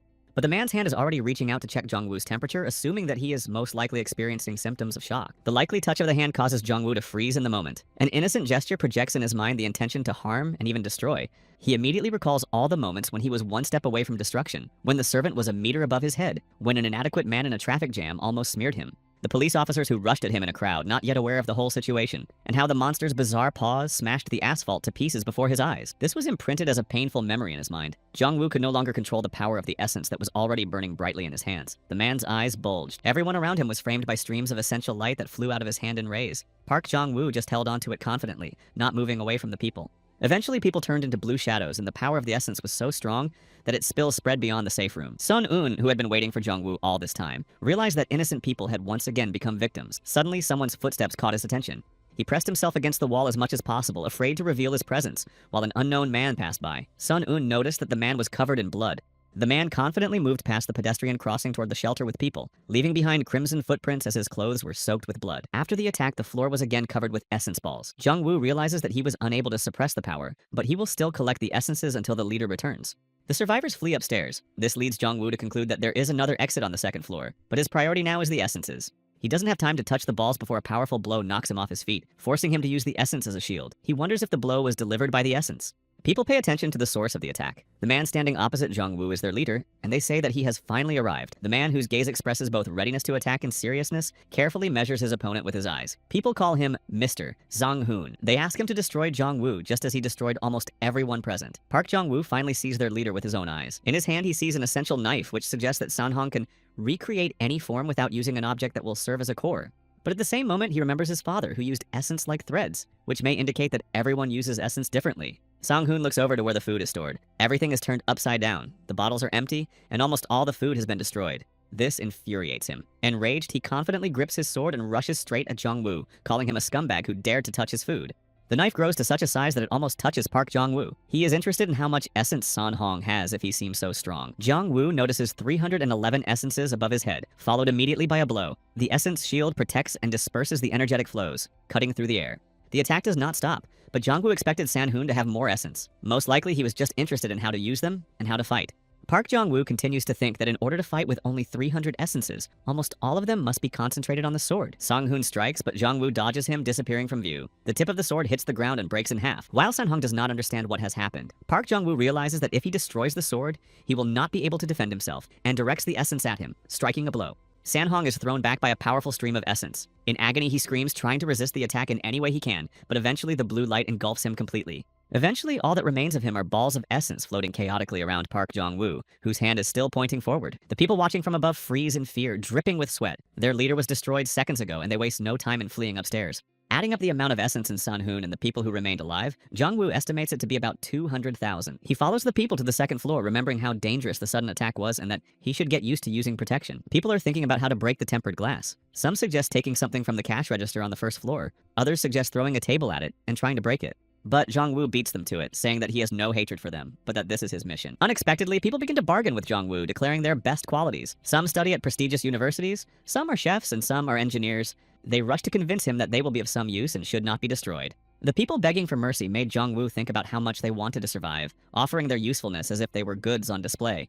The frightened people freeze on their knees, waiting for the verdict. Jong-woo thinks about their offer and asks if there is a doctor among them. Everyone is silent. Park Jong-woo realizes that there is no doctor and directs the essence at everyone. In an instant, the group of people turns into another scent of essence for Jong-woo, which he collects by touching it with his foot.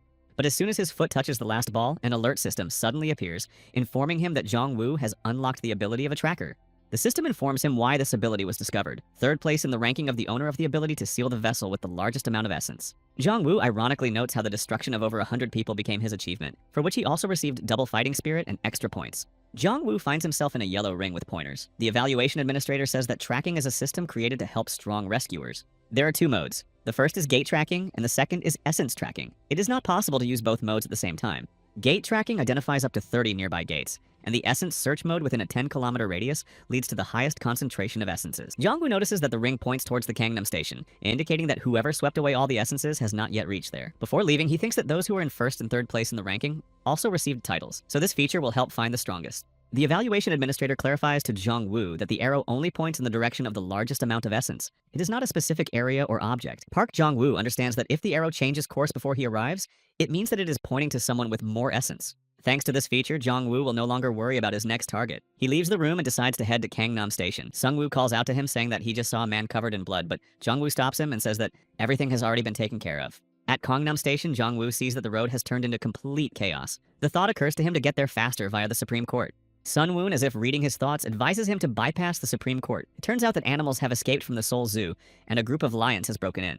Jong-woo ignores Sung-woon's advice to go around and insists on going through the Supreme Court. Sung-woon is surprised and asks if he really plans to compete with lions. He replies that lions are strong and without essence, and even if they have it, it will be much more difficult to eliminate them than people. Jong-woo says that lions could be formidable competitors, but he has already destroyed powerful competitors before, so this will not be anything new. As soon as Jong-woo and Seong-woon approach the Supreme Court, they immediately notice a crowd of people armed with sticks and bats. They do not appear frightened, but Jong-woo is sure that he and these people have similar goals and that they probably didn't come just to look at the lions. Most people have at least 100 essences, which gives Jong-woo confidence, and most of them are scum who took the essences from others. A man with over 1,000 essences catches his attention. This person could be dangerous and unpredictable in battle. Jong-woo asks Seong-woon to step aside because there is a potential threat nearby, and things are not so simple here.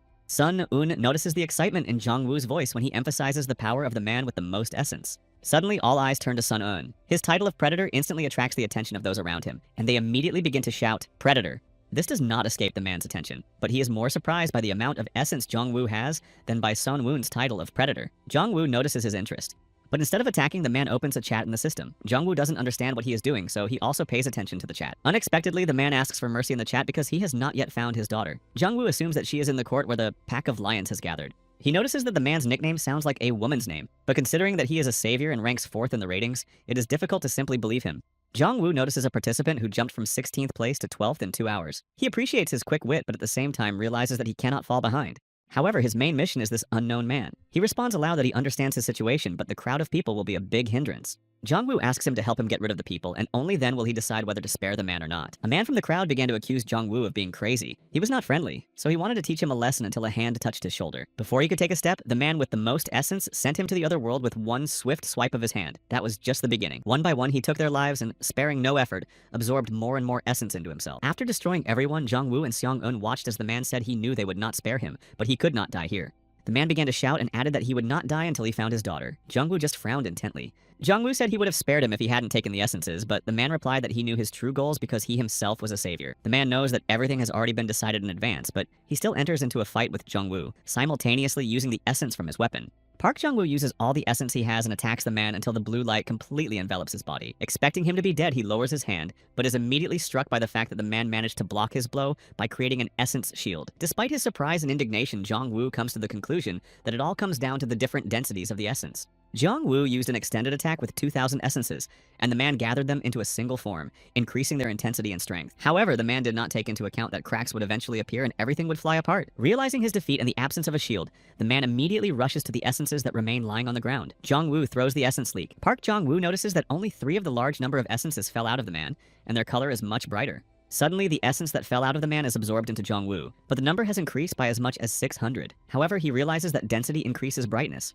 Opening the chat, Jong-woo noticed that those who were below 4th place in the ranking had moved up a place, and people were actively discussing it. In addition, if 2 saviors who are at the top of the ranking die fighting each other, no notification will be sent. To fill the empty space in the chat, the person who was in 51st place rises. He replied to the others that he noticed that the environment had changed. This message reminded Jong-woo of the manner of communication of the cat with a scar on its eye, and gave the impression that the person in 50th place was a predatory animal. Despite being in 2nd place in the rankings and having over 5,000 essences, Jong-woo understood that a new battle with animals was ahead, for which he needed to train on lions. Approaching the Supreme Court, Song-woo noted that this place seemed to scream that the time of lawlessness had come. Numerous lifeless bodies lay around. Inside, it was even worse. Song-woo suggested that to find the pride of lions, they should follow the trail of bodies, as the court was too large to search blindly. But Jong-woo put forward another version. If all the people were gathered together, the lions would make themselves known, and there would be no point in looking for them deliberately. Sun-woon had not yet recovered from Jong-woo's words when Jong-woo began shouting, pretending to be the police and asking if there were any survivors. People who had heard the noise of the police coming to rescue them came out of their hiding places. Song-woon noticed that they were students. Jong-woo's attention is drawn to a girl with a badge that says Choi Yeon-ji, so the man wasn't lying, but that doesn't change anything. Just as Jong-woo raised his pen, Seong-woon grabbed his hand and asked him to stop for the sake of the children. He asked if he wasn't afraid of punishment from above. But Jong-woo replies that it was those above who ordered him to do such things, and asks Seong-woon to let him go. The crowd's cries interrupt them. They all point to one spot above where a pack of lions is already preparing to attack. Without any fear and with a ready supply of essence, Jong-woo is only more confident in his tactics. The lions take the bait. Noticing their prey, the lions slowly begin to spread out on both sides with the aim of surrounding the people from all sides. Jong-woo notices that there are only lionesses in the pride and there are only 6 of them. The number of essences above their heads does not exceed 40, which greatly surprises Jong-woo, because the lionesses should have been collecting essence since early morning, and the numbers are significantly smaller. One of the lionesses jumps sharply from the upper floor, her paws threatening with their presence. Her muzzle bears menacing fangs. The crowd of students rushes in different directions. They scream in fear, urging each other to run away or hide immediately, while some seek help. Only Jong-woo stood motionless, completely unafraid of the predators. The light of the essence completely enveloped his body like a shield, and his gaze expressed cold-bloodedness.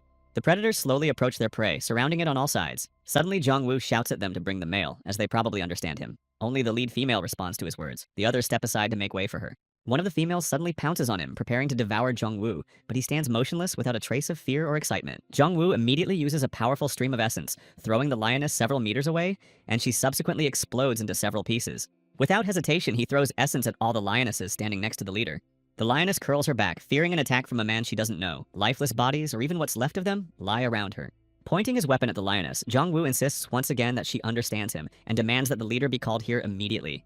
A loud roar distracts from the fight. It is a lion gracefully descending the stairs. Above his head is the title of Predator. Jong-woo notices that he has more than 1,000 essences, but denies that he uses them as a shield due to certain differences. He decides to first figure out how the lion uses the essence while his paw is already breaking through the asphalt beneath him.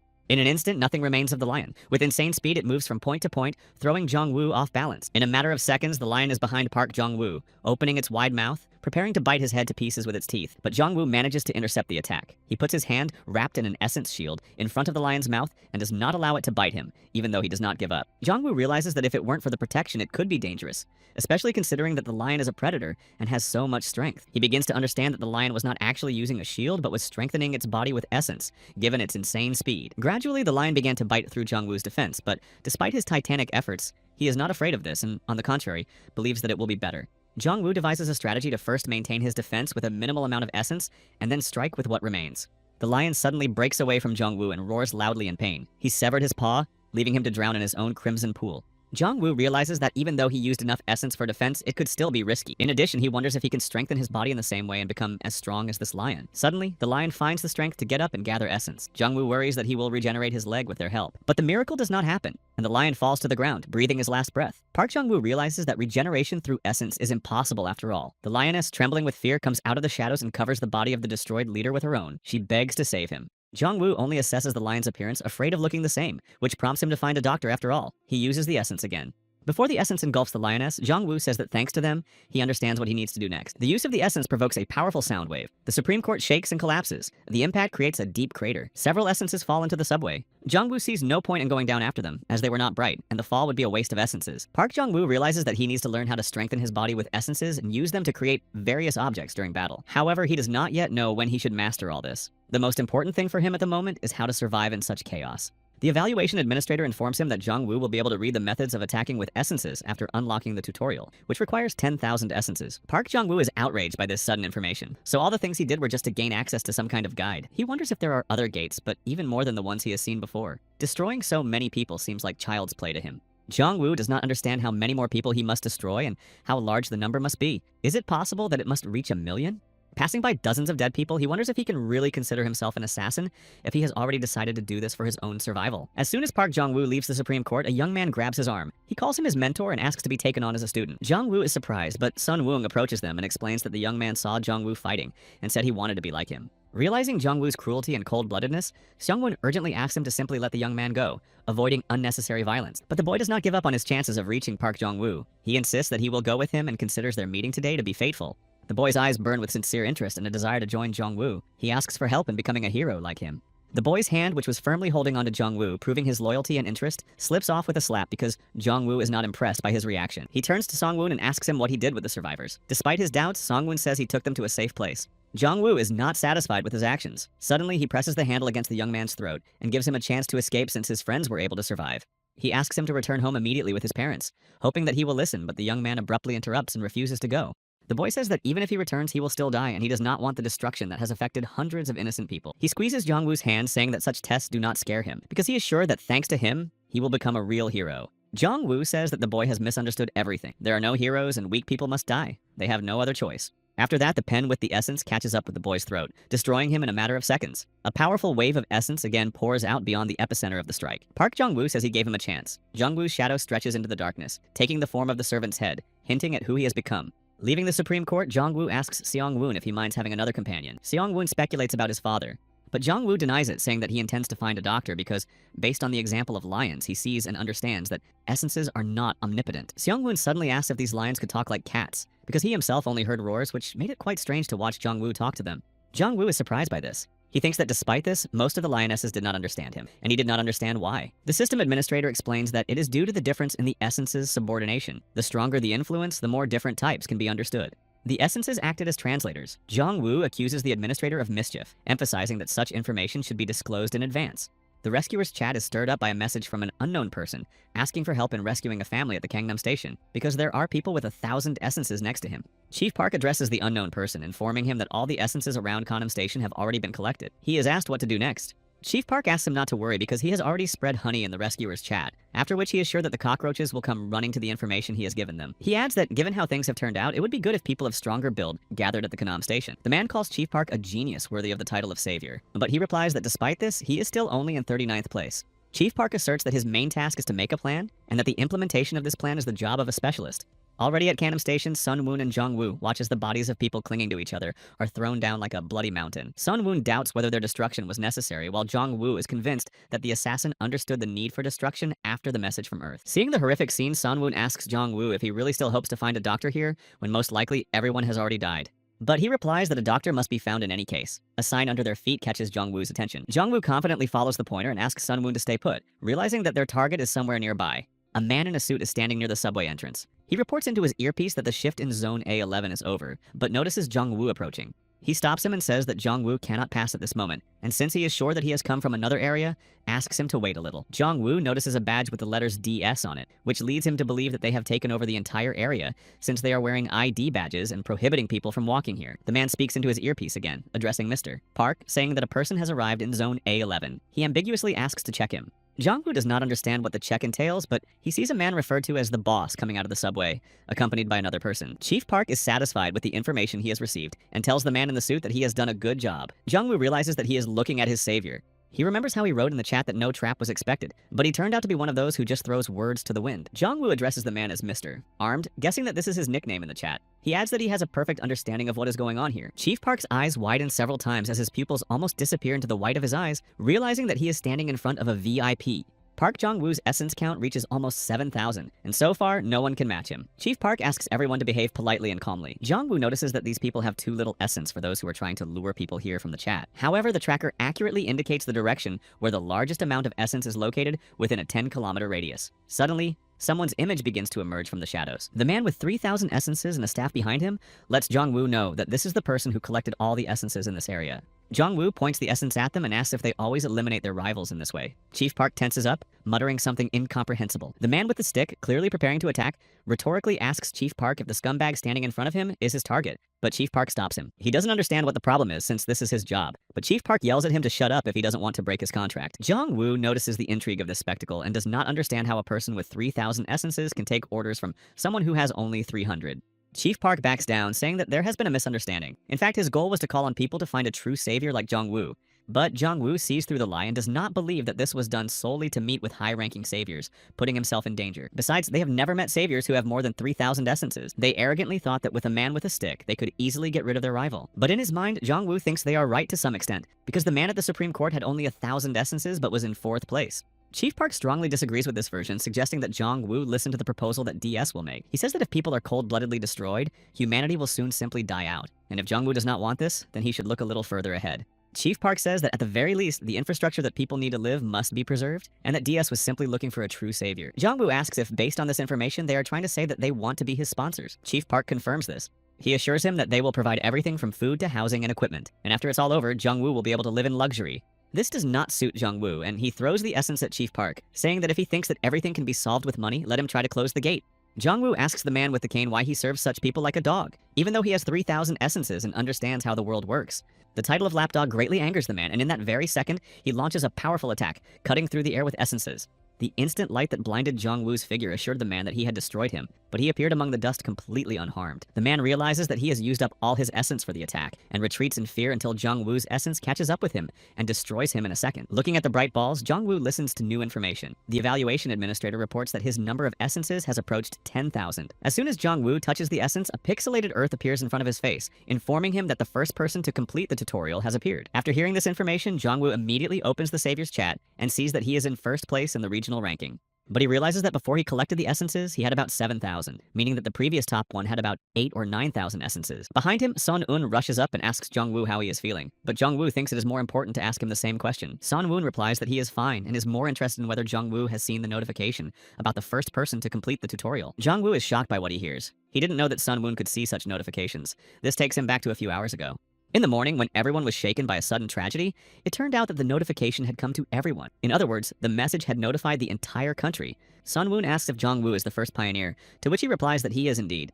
Jongwoo notices that the message caused confusion in the rescuers chat, and most of them did not even suspect that they were undergoing training. Most likely, the tutorial notification was sent to everyone to urge others to hurry up. Now, not only the rescuers, but everyone understands that in order to survive, it doesn't matter who your opponent is or what kind of person they are, the main thing is to destroy and collect essences. Nothing has been said yet about the conditions for completing the tutorial in the chat. Jongwoo assumes that even greater chaos will begin in the near future. Despite his priority in the ranking, namely first place, Jongwoo does not allow himself to relax in any way.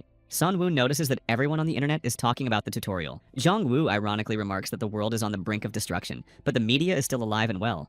But Seongwoo says that it is not the press, but a live broadcast from the channel. Jongwoo takes his phone and realizes that the broadcast is private. The man on the screen says that he has brought in an influential lawyer to figure out the tutorial, but suggests starting the conversation as soon as there are 25,000 viewers. Jongwoo is surprised that despite the crisis situation in the world, about 20,000 people continue to watch some kind of live broadcast. He gives Sunwoo the phone, saying that such people probably have nothing else to do, or that this is just their way of escaping reality. Although Sungwoon replies that he does not know their motivation, he believes that people simply do not know how to act because of fear and behave in this way. Sunwoon wonders if there are people who know what to do and are ready to act like Park Jong-woo. The evaluation administrator suddenly asks Jong-woo if he has resigned and is ready to explain the reward for completing the tutorial. Jong-woo is surprised by the sudden concern from the evaluation administrator because previously everything was explained to him without any interest in whether he was busy or not. He assumes that this is because he is a pioneer. The administrator replies that when a planet is on the verge of destruction, the words first and best have the same meaning. Jong-woo notices that the administrator favors strength. Unlike Earth, which submitted to the saviors, he thinks like a living being, which seems strange. The system administrator begins to explain and says that Jong-woo now has access to all the abilities of using essence. Jong-woo feels something entering him, but despite the strange sensations, he thinks that his body is as it should be. Jong-woo also discovers new abilities such as creating objects and strengthening himself. Jong-woo knows that he can now create objects like the top 4 did and strengthen his body like the lion from the Supreme Court. All abilities are at his disposal. Seongwoo notices the similarity between his abilities and those of the lion, and considering that he now has such capabilities, Jong-woo seems to him to be more than just a human being. Jong-woo hears Sunwoon's footsteps as if they were echoing nearby. This makes him think that not only is his strength increasing, but all 5 senses are becoming more acute. In addition, he concludes that the volume of essences will begin to decrease rapidly if he uses 5,000 essences for strengthening. And the difference in the amount of essence does not give such an advantage, which means that individuals such as lions will always be stronger from a physical point of view. The system administrator informs him, based on his first place in the ceiling ability ranking and his title of savior, Jong-woo is given an arc. Jong-woo immediately recalls the biblical ark, with the help of which a minimal number of living beings were saved and relocated to another world. According to the evaluation administrator, the ark is a kind of advantage that saviors can use after the gate is closed. After closing one gate, the savior can choose 10 individuals as passengers of the ark, so to speak. Thus, the monsters that came to Earth through the gate will not be able to pursue the chosen passengers. However, the administrator warns that there is one caveat. If the owner of the ark is destroyed, the protection is automatically canceled. Jong-woo wonders if, in that case, the saviors can be considered the ark if they can close the gate. A memory from earlier pops into his head about how many people Jong-woo would take with him for a new life if the world were to be reset. In contrast, thoughts arise about the true meaning of the ark. Jeong-woo initially thinks that the real goal of Earth is simply to survive. Chief Park emphasized that in order to restore everything, it was necessary to at least preserve the infrastructure, which is why DS was focused on finding the true savior. This leads Jong-woo to assume that Earth did not want to survive simply as a planet, but as a planet on which life exists. And the passengers of the ark are precisely the minimum infrastructure necessary for the restoration of Earth. Jong-woo ironically notes that in order to prolong the life of beings, it is necessary to destroy them. He asks if it is possible not to take anyone onto the ark at all. The administrator is silent for a few seconds, but then replies that it is possible, just as it is possible for Jong-woo to get rid of the passengers who are already there. Jong-woo dismisses the idea of not taking anyone at all and does not understand what criteria he should use to select beings for the ark. He thinks deeply about this and realizes that he must weigh everything carefully, because his decision will have consequences that will affect the entire country. Jong-woo suggests that Seong-woon take a break, but suddenly the arrow starts pointing towards the opposite side of the river. This means that it should be safe here. He suddenly suggests resting in the DS company office, which makes Sun-un nervously tense up. Sun-woo tries to convince Jong-woo that this is not the best option, suggesting that an empty building would be safer.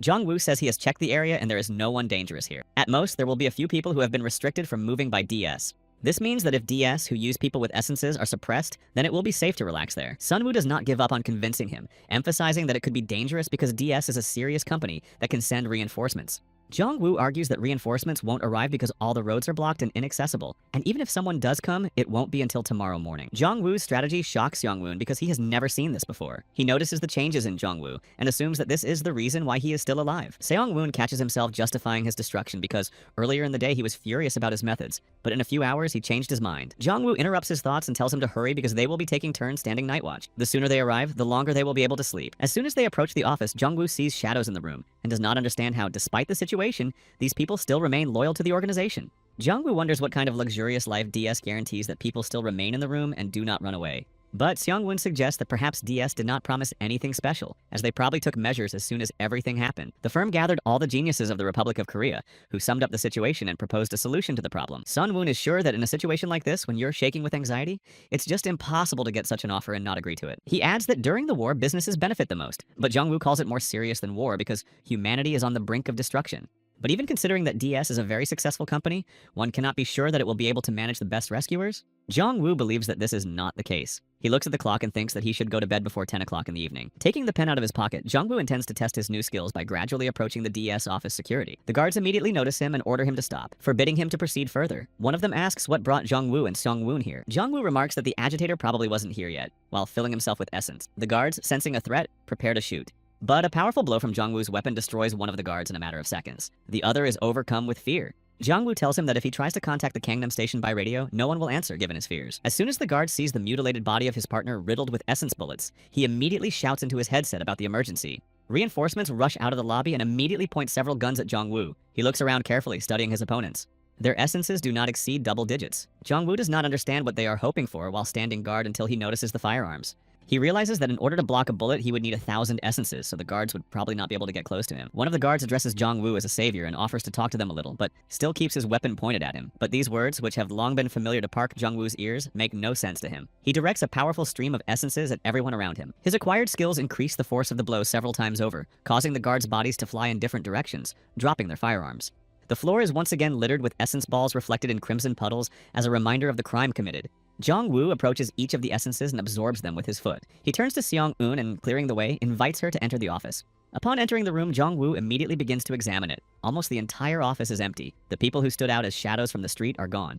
The only ones left are two girls. The girl with the bob cut is moving her hands suspiciously. Jongwoo assumes that she is pressing the emergency button. He realizes that even if reinforcements arrive in this huge building, most of them will come from the elevator, which should make it easy to eliminate them. Jongwoo approaches the girls and wants to ask the girl with long hair how many more people are in the room. She is so frightened that she can barely speak. Her friend immediately stands up for her and replies that there are many people, but they are all ordinary and have neither the strength nor the intention to harm Jongwoo. Park Jong-woo is surprised by her fearlessness and appreciates that she is not trembling with fear but is bravely resisting. He catches himself thinking that if it weren't for the situation, he would find the girl quite attractive, but that is not a good enough reason to put her on the arc. Suddenly, a noise comes from the elevator. Jongwoo pays attention to it and assumes that the source of the sounds is reinforcements that are already rushing to attack. He sneaks up to the wall, and as soon as the guards come out of the elevator, he immediately uses the essence. He manages to destroy several of them, but the others, seeing where Jongwoo is, give each other the command and prepare to shoot. Jongwoo's essence scatters everyone to the sides, knocking their weapons away. However, he notices that there are too many guards and considers eliminating them all by releasing the essence. Rejecting this idea, Jongwoo continues to destroy the guards. In case he loses control, he decides to break the elevator because he does not even consider the stairs. Meanwhile, at the reception desk, Song-eun silently watches the essence spill out, while one of the girls huddles fearfully against her friend. Tears betrayingly stream down her face, and she keeps repeating how scared she is, and doesn't understand why this is happening while she is there. Sunwoon tells them that Jongwoo is the savior their company has been looking for. Jongwoo is the first savior and the only person who can close the gate through which the monsters pass. The girl with the bob cut doesn't understand what gate he is talking about. Sunwoon explains to her that the gate resembles a tunnel that serves as a passage for monsters, and if it is not closed, the world will face destruction, and humanity even more so. The girl with the bob, without a trace of fear, asks if they are really going to destroy absolutely everyone, including women, in order to close the gate. Jong-woo, who has already dealt with the guards, interrupts the conversation. In response, he asks if there is any good reason why this cannot be done. He adds that he destroys all those who have no value without prejudice, and women are no exception. Jong-woo directs the essence at the girls and says that in a situation where he has become an enemy of DS, he can do this without any remorse. The girl with the bob, who was holding back her fear a few minutes ago, suddenly falls to her knees, begging Jong-woo for mercy and promising to do anything. This angers Park Jong-woo. He aggressively asks the girl if she means what she says when she says she is ready to do anything. Raising her palms in a prayerful gesture, she confirms her earlier words and asks to be spared. Jong-woo is surprised that this girl, who just a few minutes ago was so brave as to defend another, has now spat on her honor and is begging for mercy. He thinks about the very concept of destruction. Is it really so scary that you decide to give up everything you have? Clutching the handle tightly, he asks the girl if she thinks it is better to die than to stoop to such actions. The girl bows her head, shaking helplessly with fear, and says she doesn't know if there is such a person who would prefer destruction. Jong-woo tells her that the world is no longer what they knew it to be. She will not be able to survive, and life itself has lost its value. But suddenly the girl stands up and throws herself at him with her whole body. Jong-woo throws his arms back and stares at her, shouting at her for what she is doing. She replies that the desire to live is not strange, and that Jong-woo, as the top rescuer in the region, should know this and take responsibility for his decision. In addition, Jong-woo stares at the girl but quickly catches himself and pushes her away with all his might. He directs his essence at the girls and releases a powerful burst of energy. They are immediately engulfed in blue light, taking away any hope of survival. Jong-woo catches himself thinking that he almost hugged the girl, and for the first time in such a short period of time, he has some doubt. He thinks that if they hadn't started talking in the first place, she probably wouldn't have thought of seducing him by taking advantage of the fact that she is a woman. This situation makes Jong-woo blame himself for what happened for the first time. But despite this, he quickly regains his composure and calls out to Seung-woon. He asks her to find the emergency signal device because they cannot search for everyone in the building, and this way people will come to the sound themselves. Sun-woon doesn't get what Jong-woo is up to at first, but after listening to the end, he agrees with the plan and goes to find the alarm, saying he'll activate it. When he presses the button, a loud sound echoes throughout the building. Sun-woon approaches Jong-woo, who is standing among lifeless, isolated bodies, and they enter the elevator. Jong-woo says that they have more or less put things in order, and notices that his essence has reached 12,000, which means that he can now close the small gate. Sun-woon asks him if he will be looking for the gate tomorrow, and he replies that he will have to see how things are tomorrow morning. However, he adds that in order to check the arc, it is probably necessary to close one gate. But Sun-woon is hearing about the arc for the first time. Jong-woo says he will tell him more after the break, because he would like to take a shower first. Entering the boss's office, Jong-woo says he would like to find documents with the structure or strategy of DS, and Sun-woon asks him to find a restroom.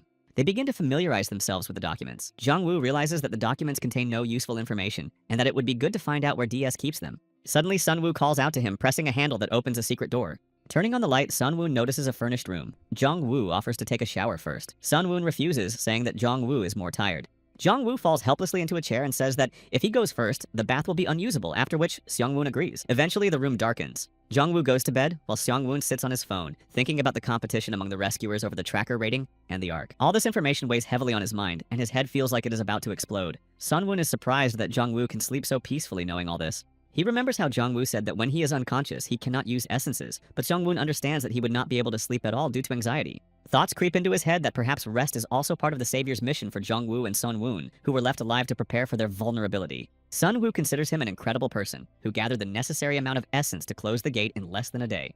He does not believe that he has done anything useful because, due to his desire to live, Sun-woon did not leave Jong-woo and only followed him uncomfortably. Obsessive thoughts tell him that Jong-woo is only thinking about how to close the gate, and his presence only evokes feelings of pity. Suddenly, Sun-woon's phone vibrates. He receives an urgent notification that suggests something more serious has happened. The government announces the most effective way to close the gate. A live report is planned for 7 o'clock, which will be broadcast on all channels and on the internet. By morning, Jong-woo has already learned about the broadcast. Looking at his phone, he says that the broadcast is about to begin. Seung-woo said that since Jong-woo is still in first place and the authorities have announced the closure of the gate, it appears that the second and third places in the rankings have joined forces with the government. Jong-woo does not rule out this possibility, as it could be true if the saviors in second and third place have more than 10,000 essences. Sun-woon suggests that they are now in danger because the government has powerful rescuers who can close the gate and punish those who have been committing crimes all along.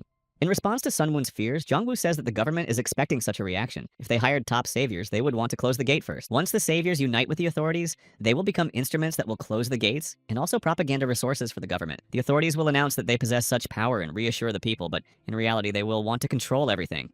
The problem remains that it is impossible to know the maximum limit of the gate, and in the real game, it will probably take much more than 10,000 essences. The only way to collect the missing essences is to destroy, which the government cannot allow. Therefore, the removal of the state savior is only a matter of time. A savior who has lost the ability to close the gate for the government is just an unpleasant former assassin. Jong-woo notes that perhaps the saviors were not hired because the authorities said they would block the gate, not close it, and they will find out what that means on the air. Turning on the TV, Kang Yeon-tae reports that the gates that appeared yesterday at 8 a.m. across the country have been closed by the South Korean government. Kang Yeon-tae continues, standing 103 meters from the gate, saying that it is so safe here that it is actually possible to live here permanently. He explains that this black hole is a gate for monsters, and as soon as he says this, monsters come pouring out of the gate. Jong-woo notices that there are no rescuers there. The authorities cannot close the gate, so they forcibly block it with the help of the army. The monsters continue to fall, and there are quite a few of them, which will help to see how the government will be able to close the gate. One of the soldiers orders to take aim and open fire. The bullets immediately rush into the bodies of the monsters, who open their mouths and scream in pain. In addition to the military and weapons, a tank also rushes into battle and opens fire. Bullets fly one after another, and ammunition is replaced in seconds. Sun-un cannot believe that weapons are effective against the monsters, but Jong-woo thinks about it and does not consider it very strange. The servant in the parking lot couldn't move because of the car, and as a result, 23 essences fell out of him. but he still had one doubt. Yongtae stands in front of the destroyed monsters and says fearfully that in just over 10 seconds, a huge number of creatures were destroyed. Jong-woo notices that no essences fall out of the creatures, to which the system administrator replies that the monsters that came through the gate have no essences. After the monsters are destroyed, the essences are taken from the creatures of the earth. Jong-woo is surprised because if they are taken away, they must also be important to the servants. His fellow countrymen said not to give away the essences, and for her, the servants are a kind of destructive force sent from space, so their main goal is to take away the essences of the earth. The soldier says that the amount everyone saw is the maximum, and if they all come out at once, then one appears every 40 minutes. He says that if all the gates are monitored, there will be no security problems, but Jong-woo considers it a matter of time because the servants are only a bargaining chip. The military officer shows a map of all the remaining gates. He says that the army is holding them, and that the gates in the country are under control. Each gate has a military headquarters assigned to it, and not a single military operation has ever failed. The country has the capacity to produce bullets and gunpowder in huge quantities, and the defense can be maintained not only for 42 days, but for 10 years. Jong-woo notices that they are focusing on reassuring the people. Monsters can be suppressed with firearms, but the real problem is the lawlessness of society. The faster lawlessness spreads, the more aggregators appear, and the government will not be able to suppress the huge number of essences they possess with weapons. That is why Earth chose saviors, because from the very beginning it was impossible to accomplish everything with human strength alone. Sun Un knocks him out of his thoughts and shouts. He points to the TV and asks him to pay attention to the gate. Something strange is happening with the gate. Yuntai asks if the military has analyzed it, but he just tries to prove that everything is fine. Jong-woo watches this closely. He thinks that everything has actually gotten worse when suddenly he and Sun-woon are interrupted by a noise. Sun-woo doesn't understand what's going on. He notes that the sound is not coming from the TV. Suddenly, a pixelated Earth appears in front of them, addressing the inhabitants and announcing that the second day has begun. Jong-woo and Sun-woon find similarities between this message and the previous one, as it can also be traced with the eye. They wonder what will happen this time. Earth says that first, it wants to convey the protocol that it was informed about. The fact that Earth was informed surprises Jong-woo. Could it be that the one who did this is the universe itself, which has taken measures to destroy Earth? The protocol includes 3 points. Restrictions on the gate have been reduced to the level of essences, which is 6% less, and there are 41 days left until the destruction of Earth. Jong-woo understands that if the restrictions on the gate are reduced to this level, other beings that previously could not enter due to these restrictions will now be able to enter Earth. Since Earth has lost 6% of its essence due to the servants, who could be destroyed with weapons, it is now possible that all of the essence will be lost, not in 41 days, but in 17. Jong-woo draws an analogy with a guide. If you are not sure of victory, it is better to be among friends, because the essence that has been lost cannot be returned. Judging by the analyzed information, Jong-woo realizes that the essences must be preserved at any cost. Meanwhile, the army, seeing that many creatures are falling from the gate, orders each other to shoot and retreat. Among the creatures, one particularly large one stands out. Jong-woo sees how the battle has turned around 180 degrees, and meanwhile, something unknown and very different in size lands from the gate. The unknown creature stands in front of the soldiers, causing them to panic. In an instant, it pierces the men's bodies with its sharp claws, scattering them to the sides. He crushes his victims with his paw, and Jong-woo realizes that this is not a servant at all, but a completely new creature that has come through the gate. Everything around takes on the crimson colors of the soldiers' bodies, who have already lost their chance at life, scattering in pieces while the creature continues to crush them. The broadcast is suddenly interrupted. Sun-woo is shocked by what he has seen and asks Jong-woo what just happened. Jong-woo explains that most likely, due to the reduced restrictions at the gate, something stronger than the servants has arrived. Sun-woon cannot believe it. How can there be a monster that is several times more powerful than a servant? Confirming his guesses, Jong-woo says that in order not to die at the hands of these invaders, all living creatures must become them themselves and fight. There is also an exception in the form of the possibility of boarding the Ark of a powerful savior. Sun-un says that it is impossible to track the passengers of the Ark. Jong-woo confirms his words, but reminds him that there is also an exception in the form of the number of people, and that not everyone can get there. The system administrator reports that head preference will begin soon, as Jong-woo is in the top 18 in his region, and can choose the content of the benefits himself. He explains that head preference is when the universe gives limited powers to the top rescuers every day. Earth cannot reject or change the choice. Jong-woo does not understand how privileges can be given if it is more profitable for Earth not to provide anything. The supreme saviors of the region are already choosing their privileges. For Jong-woo, protective measures have been put in place for the selection of privileges. He is given 10 minutes to make his entire selection, and if he does not finish in time, the selection will be made at random. The administrator says there is a single preference for the entire planet, and the decision is agreed upon depending on the number of votes of the top one savior of the regions. The first reduction in the planet's destruction time by 1 day. The second increase in the speed of gate generation by 30%. The third increase in the number of gates by 10%. The fourth is a reduction in the restrictions on the gate for Earth to the first level. The fifth is the random destruction of one of those who chooses the benefits. Jong-woo does not believe that the choice automatically becomes a privilege, and each answer option carries a huge risk. He does not understand how he should choose every day. There are 7 minutes left. Jongwoo does not know how many options are left, so he decides to hurry. He thinks about the 5th option. Jongwoo assumes that the criteria for selecting regions are the 195 countries, and the chance of his death is 1 in 195, or approximately 0.5%. Options 1 through 4 also interest him, and Jongwoo thinks that the top rescuer with the largest population in the country must be very upset right now. Jongwoo asks the administrator if he chooses the 5th option, and one of the saviors dies, what will happen to the essences? Will the universe take them away? No one answers, so Jongwoo decides that the most rational choice is to choose the 5th option.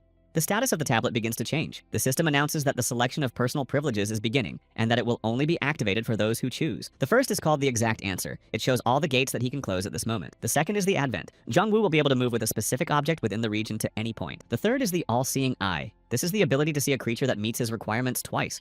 The fourth privilege is called incognito. The advantage is that the invaders will not be able to see Jongwoo first. The 5th is sacred territory. It is forbidden to use foreign essences in a certain territory. Now, Jongwoo recognizes the advantages of the privileges, but he doubts the 4th option because the choice of privileges is given to the strongest saviors of the region. Then, how strong can the scum be who can claim such a choice with the possibility of avoiding the invaders? There is little time. Jongwoo considers the stronger invaders, doubts about closing the gate, the dangerous atmosphere around him, and the limits of his physical abilities. In the end, Jongwoo, immersed in his own thoughts, settles on the only option and presses the screen. He does not consider it a priority to move with a specific object to any point in the region, and to prohibit the use of foreign essences in a certain territory. Jongwoo considers the skill of accurate response useful only when the number of essences significantly exceeds what he currently has. Jongwoo settles on the all-seeing eye option because it can be used to search for 2 people in order of the largest number of essences. In addition, it will help him find a doctor, so he presses the screen but immediately recoils from the sudden loud sounds ringing in his ears. Jongwoo notices that all the little sounds and lights in the room that he hadn't paid attention to suddenly become very acute. As soon as Jongwoo sits down on the bed to come to his senses, Seong-Yun immediately rushes around him, trying to convey his condition. But Jongwoo stops him, saying that there is no need to explain anything because he already understands what he wants to say. He thinks that when he was choosing his preferences, his senses were blocked, and when they began to return, everything around him sounded so sharp. And the fact that Jongwoo seemed to see all the inscriptions on the screen was most likely because the universe blocked his senses and put these inscriptions into his consciousness. This makes Jongwoo think. Understanding the situation, it seems to him that he has met in person someone he should never have met. A hologram of a pixelated Earth appears in front of him. It informs him that the supreme saviors of the region have completed their selection of preferences. Following the results of the vote, one of the saviors who chose the privileges will be destroyed today. Jongwoo realizes that all the saviors also chose the 5th option. In the saviors chat, everyone is confused except for one who has risen sharply to 7th place. Jongwoo has no idea what will happen if he gains the ability to seal. Earth warns that the launch of the single privilege will begin soon, which means the beginning of destruction. Everything around Jongwoo freezes. He calculates the probability of destruction and cannot even imagine how it will all turn out. When the system administrator reports that the supreme savior of the 2nd region has died, Jongwoo breathes a sigh of relief. He understands the principle of preferences and cannot accept that the savior who was at the very top has died, even though the event is very significant. Jongwoo is given a preference. It turns out that it is not necessary to use it immediately, and the ability to accumulate benefits is a very good advantage. In addition, Jongwoo does not entertain the idea of giving up 1st place, as this would mean that he would become someone's target. And since the government has failed to take control, now everyone will start to truly collect essences. Jongwoo immediately begins searching for specialists. By pressing the eye, the system starts working like a survey. It asks if Jongwoo knows the name of the person he wants to find. He replies that he does not. Jongwoo chooses to search for the object within a 5-kilometer radius, and when asked for a detailed description of the person he wants to find, he realizes that it is not so simple. He dismisses the surgeon and chooses a doctor who can perform therapeutic procedures with extensive experience. In addition, he must have so much regret in his life that he would be happy to walk side by side with an assassin. He must be under 50 years old because in 41 days he may be the only person with medical knowledge. He will not die until he can pass on his knowledge to someone else. Jongwoo stops there because a more detailed description would complicate the search. The system accepts the requirements and begins to search for the object. During the search, a strange sound is heard, which slightly annoys Jongwoo, and he is also surprised by the fact that it takes some time to find the object. Jongwoo suggests eating, explaining that the day will be busy while they search for a doctor, and as soon as they have results, they will continue on their way. Suddenly, a sound catches his attention. Jongwoo leaves the room and sees an eye outside the window, which is not so far away. Approaching the elevator, Seong-Woon and Jongwoo notice that it is moving, which means there are still people in the building. As soon as the elevator stops, Jongwoo lights his essence, preparing for a possible attack, but his high expectations are not met. In the elevator is a man who has only 3 essences. He introduces himself as Kim Yeon-ho, head of the strategy department at DS headquarters. Jongwoo does not understand his actions, saying only that Yeon-hoon was unable to hire him by force, so he decided to kneel. Yeon-hoon does not deny this, apologizing for his rudeness yesterday. But the situation has also caused them great harm, so he came here. Given that the company is under threat, Jongwoo wonders if at least an official representative should have come in such a situation. Yeon-hoon agrees, but he explains that even if people die here now, no one from above will show up. He suggests that Jongwoo talk to him. In the elevator, Jong-woo asks Yeon-ho what his trump card is because he hardly came here to kill himself. Yong-hoon explains that he flew here by helicopter 2 hours ago from Busan. Jong-woo realizes that he wants to give him a helicopter if he doesn't show off. The chief says that although Jong-woo is a savior, he cannot fly, so if he keeps the airports intact, Yeon-hoon will be able to provide him with a private plane. Jong-woo understands that having a plane will definitely give him an advantage over other saviors, but on the other hand, he will be considered a puppet of DS. Advising his boss, Jong-woo says that his proposal is not much different from what he has heard before. He asks where the helicopter and pilot are. Chief Yeon-hoon, with the essence at his throat, replies that the helicopter is on the roof. Jong-woo gets tense when he delays answering about the pilot. Finally, Yeon-hong reveals that he is the pilot. Yong-hoon says that without him, they won't be able to manage, as he is the only pilot who has arrived. But Jong-woo replies that he can find another pilot since he already has the helicopter, to which the chief says that his arrival will save time. The chief is ready. If they have a helicopter, there is no need to wait for help to arrive. He realizes that Yeon-hoon may be more useful than a doctor. Jong-woo gives Chief Kim a choice. Either he leaves his company and follows him, or he will die right there. In addition, he adds that if Yeon-hoon agrees to follow him, he will put him on the Ark. Jong-woo plans to close one gate today. 2 people will board the Ark, and the chief will be able to take one of the remaining spots, depending on his choice. Chief Kim says that judging by his words, the number of places on the Ark will increase each time he closes the gate. He doesn't see the point in abandoning DS because the more people there are on the Ark, the longer the company will be able to sponsor Jong-woo. But Jong-woo explains that in that case, he will first have to put DS people on the Ark, and the bosses will be the priority, while he will be a puppet. He says he will eliminate monsters and rivals and close the gates across the country. Either Chief Kim goes with him, or Jong-woo will look for another pilot. Despite his doubts, Yeon-hoon agrees to help, considering that it will not be easy to find a pilot in the center of Gangnam. Throwing away his DS employee badge, Yeon-hoon says he has one condition. He wants to put his wife on the Ark, even though they are divorced. Jong-woo is surprised that he still calls her his wife and wonders if she will agree to this. Yeon-seong says he can convince her if he is given half an hour.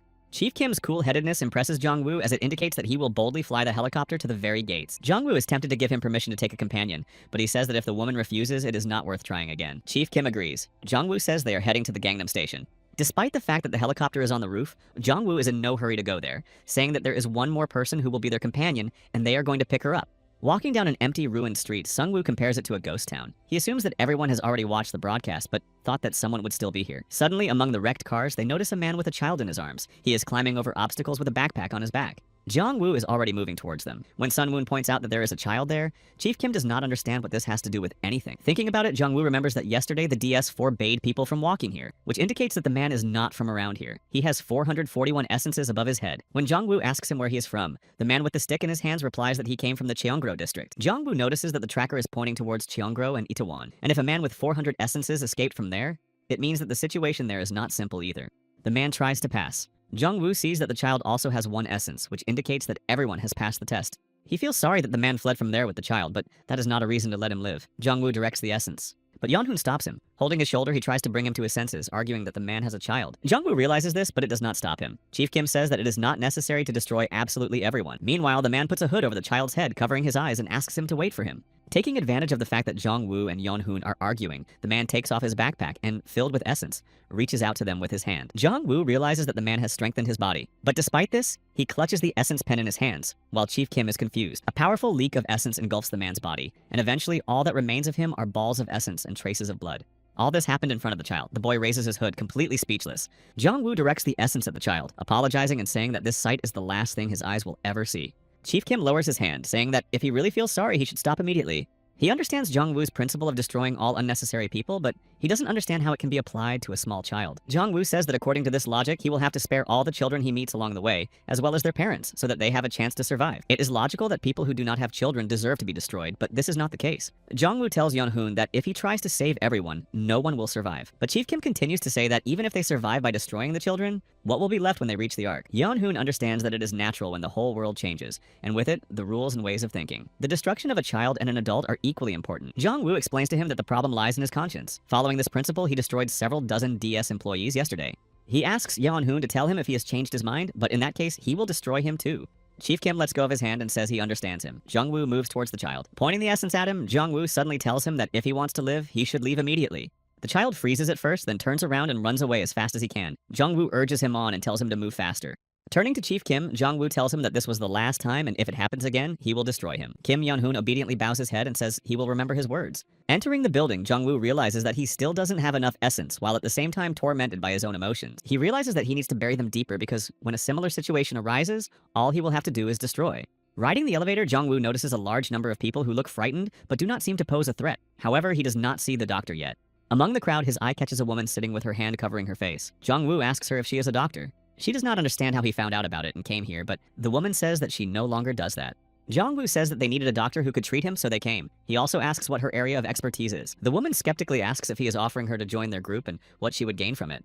He replies that it depends on what she wants, but the woman still hasn't said what her specialty is. Unexpectedly, she replies that she is a urologist. This answer is surprising. Jongwoo was expecting a surgeon or a therapist. He does not understand how, of all the doctors in Kanem, she was the one who was suitable. However, he does not consider it a mistake, because the universe did not choose this woman for no reason. Jongwoo recalls that she is the only person who agreed to follow the savior knowing what he does. Or perhaps this indicates her hidden potential. Still, this does not convince Jongwoo. He turns to the crowd and asks them if there are any other doctors among them. The people learn for the first time that the woman is a doctor. They laugh at her and say that if she weren't a doctor, she would have a hard time. At the same time, they whisper that a doctor should be the #1 candidate for a wife, and that this woman did not choose urology for no reason. Jongwoo repeats the question and clarifies that people with irreplaceable skills, even engineers, would be suitable. A man starts to question Jongwoo. He doesn't understand who he thinks he is if he's not a police officer. But Jongwoo just uses the essence, throwing the man down along with the window.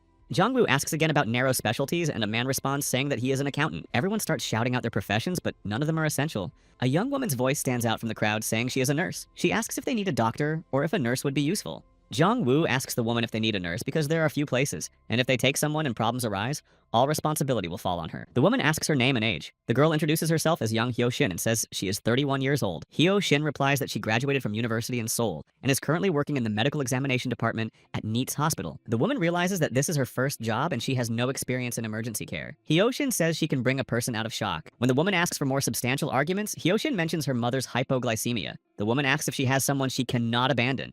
Hyo-shin replies that her mother is no longer alive and that the other person is not that important to her. She firmly emphasizes that she wants to live.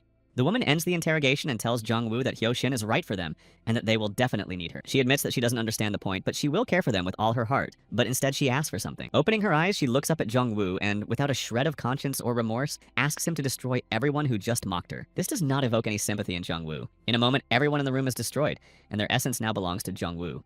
The woman cold-bloodedly examines the severed body part. Jongwoo calls her a psychopath rather than an exception to the rule. She has only 5 essences, but Jongwoo understands that despite this, she is far from an innocent person. However, in any case, he knows that it doesn't matter because those he needs are close to him. He has a nurse and a doctor who can provide first aid, a helicopter pilot, and a person he can trust in the current situation. Jongwoo addresses everyone present and says that it is time to check whether he has chosen the right people. He says to head to the Haenan area to see what happens when he closes the gate. Sungwoo doubts that everyone will fit in the helicopter, but Yeonhoon says that the whole squad may not fit. But 6 or 7 people are quite possible. Jongwoo urges them to first find a suitable place for the helicopter to land in the Haenan area. Sungwoo notices that Yeonhoon is acting differently and addresses Jongwoo as if he were his superior. However, he immediately realizes that there is nothing strange about this, because after seeing Jongwoo as a rescuer, it is impossible not to change one's opinion of him. Already near the helicopter, Yeonhoon explains that it is a medical transport, and the main medical equipment is inside, and if necessary, it can be removed. Yeonhoon clarifies that the helicopter's fuel tank capacity is negligible, and it will not be possible to fill it with a large amount at once. The maximum flight time is 3 hours, and even taking into account all possible factors, the most reliable solution would be to refuel every 2.5 hours. Jongwoo understands that this is not enough and that they have no choice but to stop periodically to refuel. Yeonhoon says that refueling a helicopter is a job for a professional. Any mistake could be fatal, so he points to himself, hinting that it's his job. Jongwoo catches his hint, realizing that Yeonhoon means that if they plan to continue using the helicopter, they need him alive. Understanding the instructions, Jongwoo gets into the helicopter and orders it to take off. Hyo-shin stands next to the woman, clenching his fists, wondering whether to go. The woman asks her if she is coming, adding that if Hyo-shin wants to live, it is better not to slow down and not to get on Jongwoo's nerves. In the end, she gets in after her and the woman. The helicopter finally takes off. In the helicopter, the woman extends her hand to Jongwoo and introduces herself as Choi Dong-hoon. Jongwoo realizes that this is a man's name, but introduces himself in response anyway. Jongwoo still voices his thoughts about her name, to which Dong-hoon replies that she often hears this. When asked about her age, she says that she will be 42 this year. Dong-hoon seems indifferent and uncommunicative to Jongwoo, but he is struck by how soft her palm is. When Yeonhoon says that they will soon arrive in Yeonan, images of cats fighting monsters immediately come to Jongwoo's mind. Suddenly, Hyo-shin notices something below. Jongwoo notices that the center is completely hidden in darkness. What sticks out between the buildings reminds him of a spine, but he is not sure. He suspects that the creatures have taken over the entire area. Jongwoo asks the administrator to explain what it is, but he replies that the distance is too great to identify the object. When Jongwoo asks to descend a little, the administrator begins to recognize the object. He calls it a resonator and a digger. Jongwoo recognizes them as the monsters that appeared briefly on the morning broadcast, but he feels like they looked different and wonders why they have 2 names. Suddenly, everyone except Jongwoo is overcome by a bout of vomiting. Jongwoo looks around, but he does not have similar symptoms. He runs up to Yeonho, who is also vomiting uncontrollably and losing control of the helicopter. Jongwoo tries to bring him to his senses by shaking his shoulder, but to no avail. The helicopter suddenly begins to lose altitude and fall.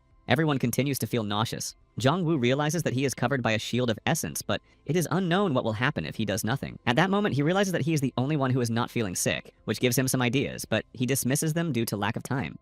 Jong-woo decides to act immediately. He touches the helicopter and, using all the power of the essence, causes the helicopter to be enveloped in blue light. Impressed by what they see, everyone seems to forget that they were just feeling nauseous. Jong-woo shouts at Yeon-hoon, trying to bring him to his senses. In an instant, Yeon-hoon awakens from a terrible moan and grabs the steering wheel to stabilize the helicopter. The disaster is averted. Jong-woo sees that the helicopter has been stabilized. In addition, he appreciates Yeon-ho's usefulness because, despite his weak condition, he was able to regain control of the helicopter.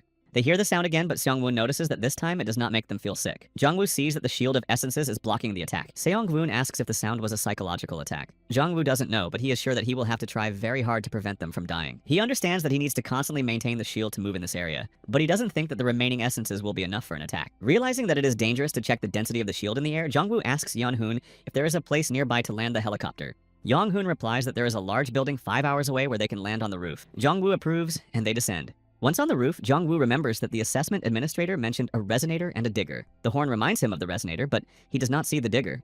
Dong-hoon is grateful to Jong-woo for saving her and notices that the blue veil blocks sound. She asks if it blocks physical attacks, and Jong-woo replies that bullets can. He realizes that 8,000 essences are needed to maintain the shield, and that the overall density is decreasing. If they are surrounded, it will be difficult to block the shots.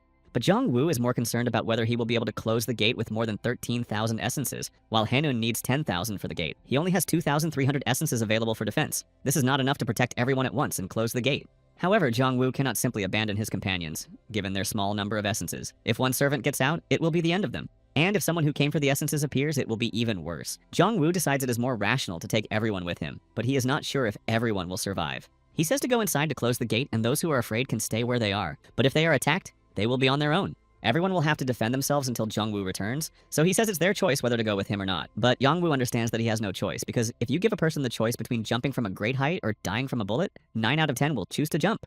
Jumping gives at least some chance of survival. He knows that in any case, the scales tip in favor of not staying alone. He also realizes that everyone will be nervous without any certainty.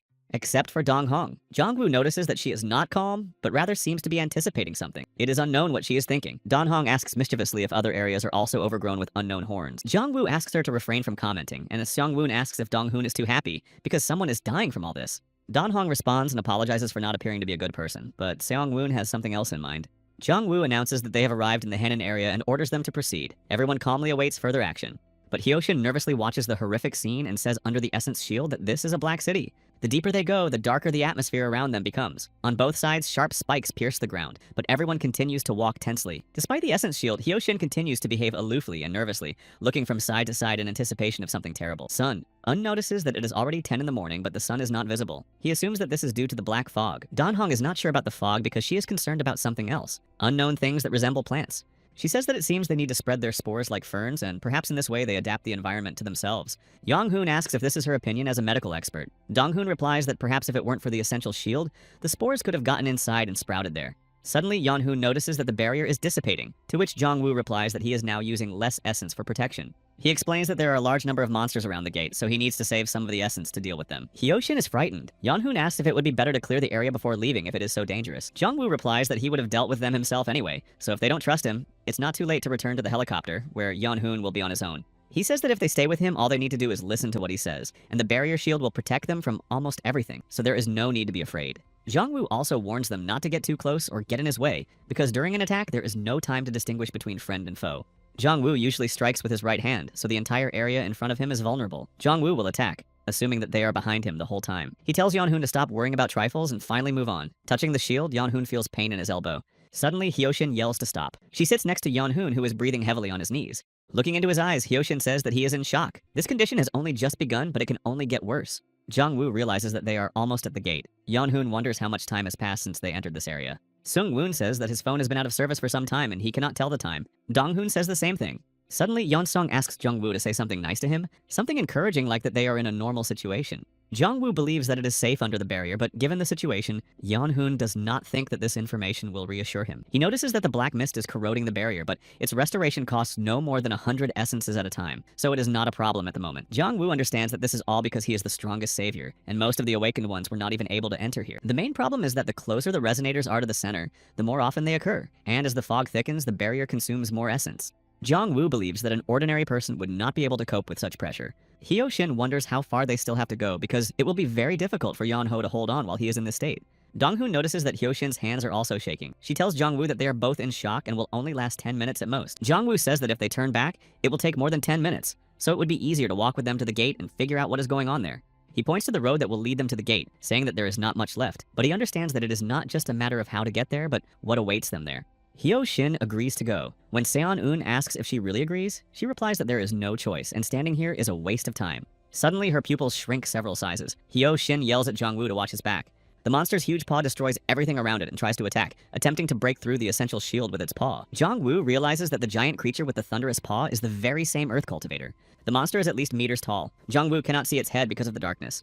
Looking closely, Jong-woo realizes that it has no head at all, but he can clearly feel the farmer staring at them. The earth farmer slams the essence shield with all his might, trying to break through it. The shield cracks but does not lose its strength. Jong-woo realizes that although it is large, it is only a second-day monster. He believes that the shield cannot be broken, and that the problem is not the attacks. He could strengthen himself with the essences that are being spent on the barrier, but then Jong-woo would have to leave everyone to their fate. The realization that he has only just assembled a team prevents him from even thinking about giving up. Suddenly, the farmer begins to make sounds that provoke powerful sound waves. Despite the shield, they make their way inside. Everyone except Jong-woo is overcome by nausea again. The weakened team is forced to kneel down to suppress the unpleasant sensations. Jong-woo realizes that it was the farmer who attacked them in the helicopter. It is surprising that the resonators did not attack them during the entire journey. The deafening sounds force Jong-woo to literally beg Jong-woo to do something. Jong-woo directs the attack along the shield. He hopes that if this attack does not destroy them instantly, they will have some chance. The power of the essence extends far beyond the shield. The blue light completely engulfs the farmer, and he falls helplessly to the ground. Jong-woo rejoices that the farmer was still unable to withstand the power of an attack from 1,000 essences. However, the monster is not completely destroyed due to its enormous size. Jong-woo notices its incredible vitality. After the successful attack, Jong-woo relaxes a little, having solved the problem, and decides to continue on to the gate. Unexpectedly, the servants block the road. Jong-woo does not understand how they got there and assumes that they were hiding in the shadows, waiting for their chance. The servants begin to jump down in a crowd, ready to destroy. Jong-woo is ready to attack, pointing his essence-filled hand, but everything turns out differently. Jong-woo is shocked to see that the servants are actually eating the body of the farmer, which indicates their own ecosystem. This reminds him of the natural chain where small insects pounce on the lifeless bodies of animals. This information gives Jong-woo a certain realization. With one attack, he defeats the servants and tells the others to hurry up and deal with it before the others arrive. But Yeon-hoon stops him. He says he can't go any further because this is not a situation that a human can handle. Dong-hoon intervenes and coldly tells Yeon-hoon to stop freaking out and that if he can't handle it, he shouldn't have crossed the barrier in the first place. She notices a yellow liquid between his legs, assuming that he is behaving this way because he is ashamed of his age. This upsets Yeon-hoon. He yells at Dong-hoon and tries to get up. Dong-hoon smiles at his delicate situation and covers his nose from the unpleasant smell. Jong-woo doesn't understand how Dong-hoon can stand there and argue with Yeon-hoon in such a situation. To him, she seems like a pervert. He orders Dong-hoon to stop arguing and check on the others. He needs to pay special attention to Hyo-shin. Dong-hoon says that Hyo-shin's eyes are unfocused and doesn't finish his sentence after saying it's better to leave this place. She understands that it would be better to leave Hyo-shin here, but she cannot tell Jong-woo this because she suspects that he may have taken her for other reasons. She believes that despite everything, Jong-woo remains a man in his desires, so Hyo-shin is needed for something else. Jong-woo asks Dong-hoon's opinion about Hyo-shin because she said they needed a nurse, but if they leave Hyo-shin here, then they will have to find another one. He continues that it is not a fact that they will find another one. In addition, he asks to patch up Yeon-hoon because he is more important to him than a nurse. He threatens her, saying that if Yeon-hoon dies, then he doesn't need Dong-hoon. Dong-hoon remains indifferent. Soon the gate appears before him. Seon-woon says that they have finally reached the gate. He asks if Jong-woo can really close them. Jong-woo replies that he doesn't know, but he has come all this way to find out. Jong-woo notices that the gate is moving, giving the impression that someone is about to come out. He assumes that the monsters will fight to the last, but Jong-woo realizes that none of that matters and that he will succeed. Placing his hand on the gate, he says decisively that it is time to bring Yeon-woo back. Jong-woo notices that the gate is changing again, just like it did during the live broadcast. The farmer comes out of the gate again. Jong-woo assumes that this is done to stop them. However, something is still wrong. He sees a strange object in the farmer's hands. Unable to believe his eyes, Jong-woo realizes that the farmer is holding a resonator, and that if it takes shape, it will immediately begin to attack. Jong-woo realizes that they must be destroyed before that happens, so he directs a powerful essence leak at them. The farmers remain in place. Jong-woo realizes that an attack of this level does not leave a scratch on them, and thinks to use the essence to close the gate. This gives him the idea to first destroy all the monsters coming out of the gate. There are more and more of them. Jong-woo pours out a huge stream of essence to destroy all the farmers, forcing the team to cover their faces from the blinding light. For Seong-woon, this seems incredible because 2 days ago, Jong-woo was just an ordinary person like himself. However, now Jong-woo is using his abilities to stop the monsters from destroying the whole world. Such thoughts and conclusions shape Sun-eun's image of Jong-woo. He believes that this is how legends are born. Sun-eun feels that because of this power that Jong-woo possesses, all the people who were destroyed had no choice but to accept their fate. These sacrifices helped Jong-woo transcend human limits. Chosen as a savior thanks to his power, he is now humanity's trump card. For Sun-woo, he is the one who will stop the destruction of Earth. For him, he is the true savior. Meanwhile, during the attack, Jong-woo notices that no one is coming out of the gate anymore, and this is a chance to finally close it. The level and power of Jong-woo's essence are several times greater than the attacks that came before. A huge amount of blue light forms into a single shape. Jong-woo does not understand if it is working. He only notices how the gate completely absorbs all the essences. The power is so strong that it illuminates everything around. When the blue light disappears, the number on the gate immediately decreases to 0. The gate begins to crack and eventually breaks into pieces. Everyone is shocked by what they see and watches as the pieces of the gate fall into a single pile. Everyone is frozen in silent anticipation. Jong-woo notices that the fog and resonators are evaporating. The fog and all the buildings engulfed in darkness begin to disappear.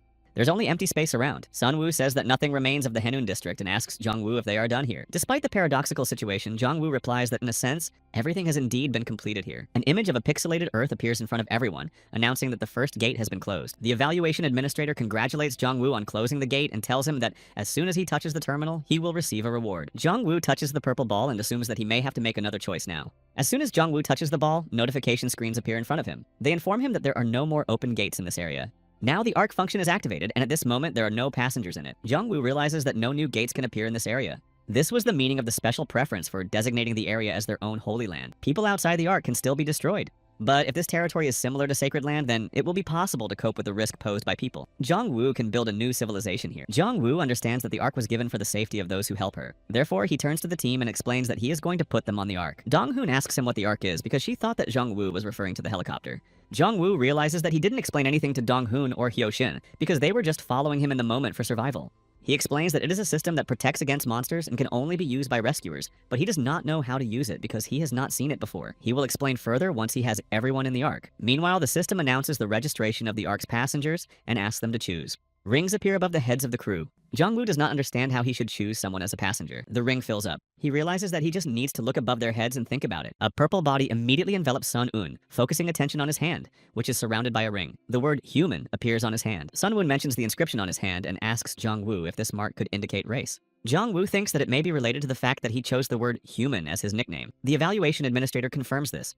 The hand will be marked with the nickname of the savior and will have the number of the Ark. Jong-woo says that if the Ark is the 30th in line, then there will be 30 lines. Jong-woo realizes that now he will be able to find out how many arcs a person has by looking at their passengers. In the future, he wants to hide his nickname just in case. He relays the information to Seong-woo and says that now the monsters will not be able to hunt him. Jong-woo says that this way, everyone will end up on his arc, but warns that he will now give them a choice. He offers 3 options. The first is to go with him and continue to infiltrate the monsters' lair as they did today, but the monsters will no longer be able to attack them because they are in the arc. The second option is to stay here as the new gate will not open, but their survival will depend on themselves. The third option is destruction. If anyone wants to go to the other world, they can tell Jong-woo and he will ensure a painless destruction.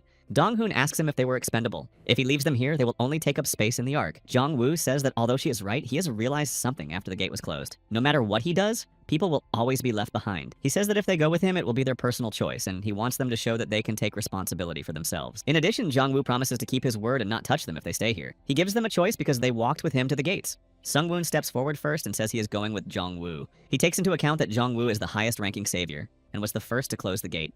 He thinks it is safer to follow Jong-woo, but mentally feels like an informer who is obliged to warn everyone. Sun-woon understands that if they follow an incompetent savior, they will be destroyed by creatures or other saviors because he himself has already encountered such people. Dong-hoon takes into account that Jong-woo is the highest-ranking savior and sees no point in disagreeing. Therefore, she goes with Jong-woo. Looking at Yeon-hoon, Jong-woo sees what he is thinking, but he understands that he needs Yeon-hoon no matter what.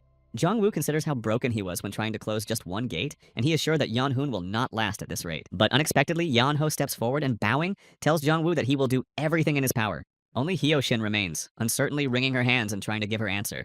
Already on the roof, Yeon-hoon says that he inspected the helicopter at Jong-woo's request and did not notice any signs that anyone had been there. Jong-woo says that now they must always be prepared for the possibility that the helicopter could be damaged while they are away.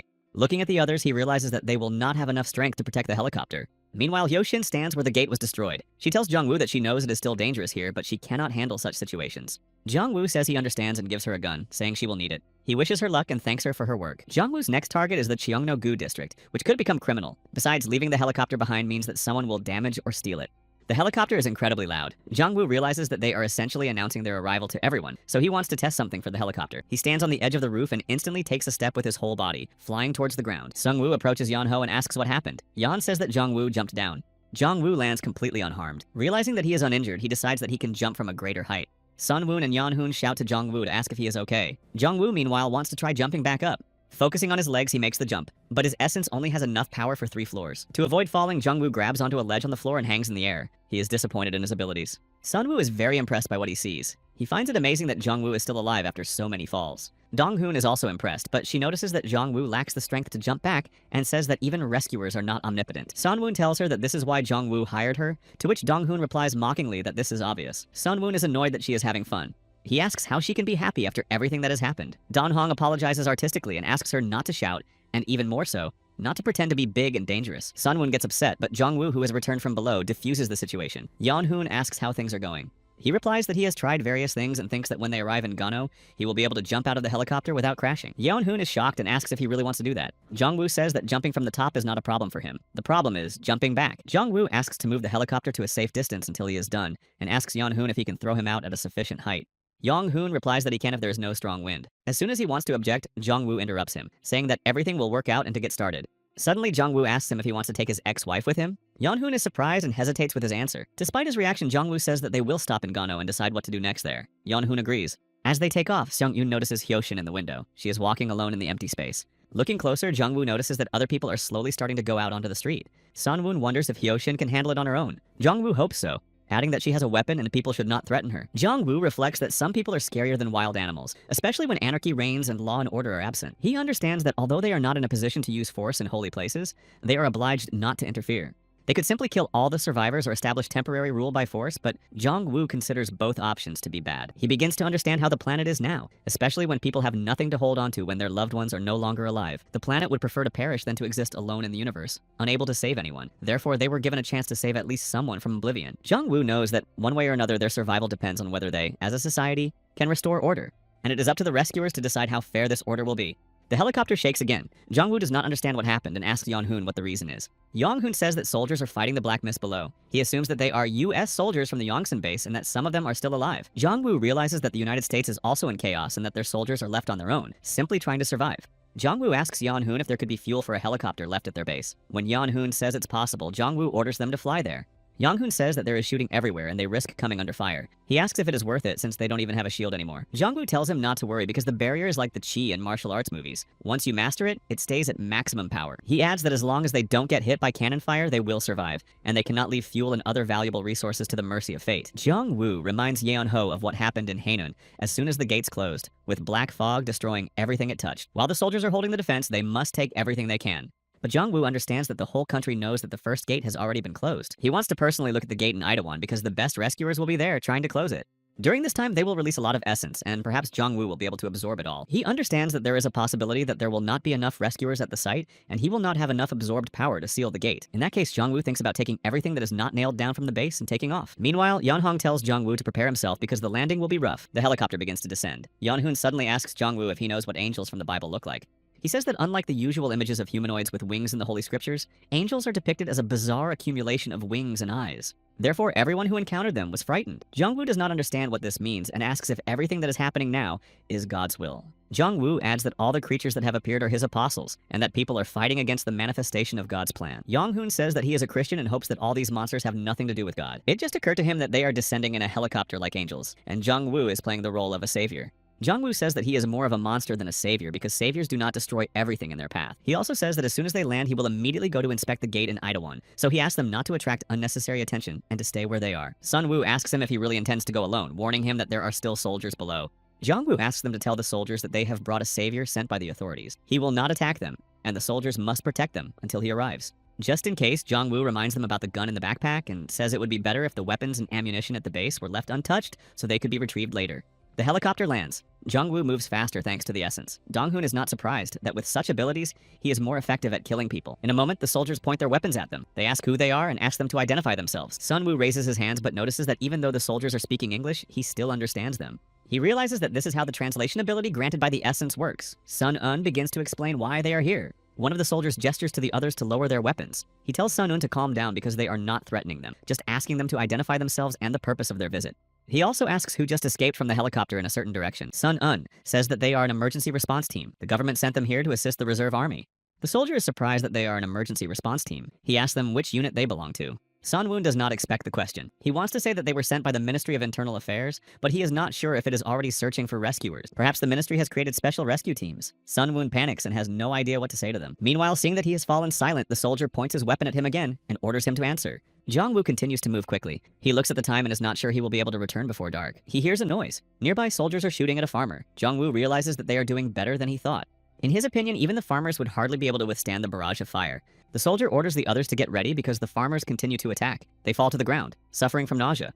Jong-woo assumes that they are falling to the ground to withstand the sounds of the farmers because this way they can continue firing even while choking on vomit. He realizes that thanks to their tenacity and bravery, he will have the opportunity to sneak behind enemy lines in a matter of hours. For Jong-woo, it is a sight that cannot be described. He believes that in the end, it was their destiny to die. Jong-woo thinks to himself that the government sent him to save them. One of the soldiers keeps his weapon pointed at the farmers until the very end. He stands behind the soldier and releases a powerful burst of energy at the farmers. The surprised soldier just opens his mouth in amazement. Jong-woo says that no matter how effective the countermeasures are, they cannot be the solution. The captain asks how much time has passed since the savior left. The soldier replies that it has been minutes. But the captain is annoyed that they cannot understand what is happening in the damn fog, but he is glad that no new monsters are appearing.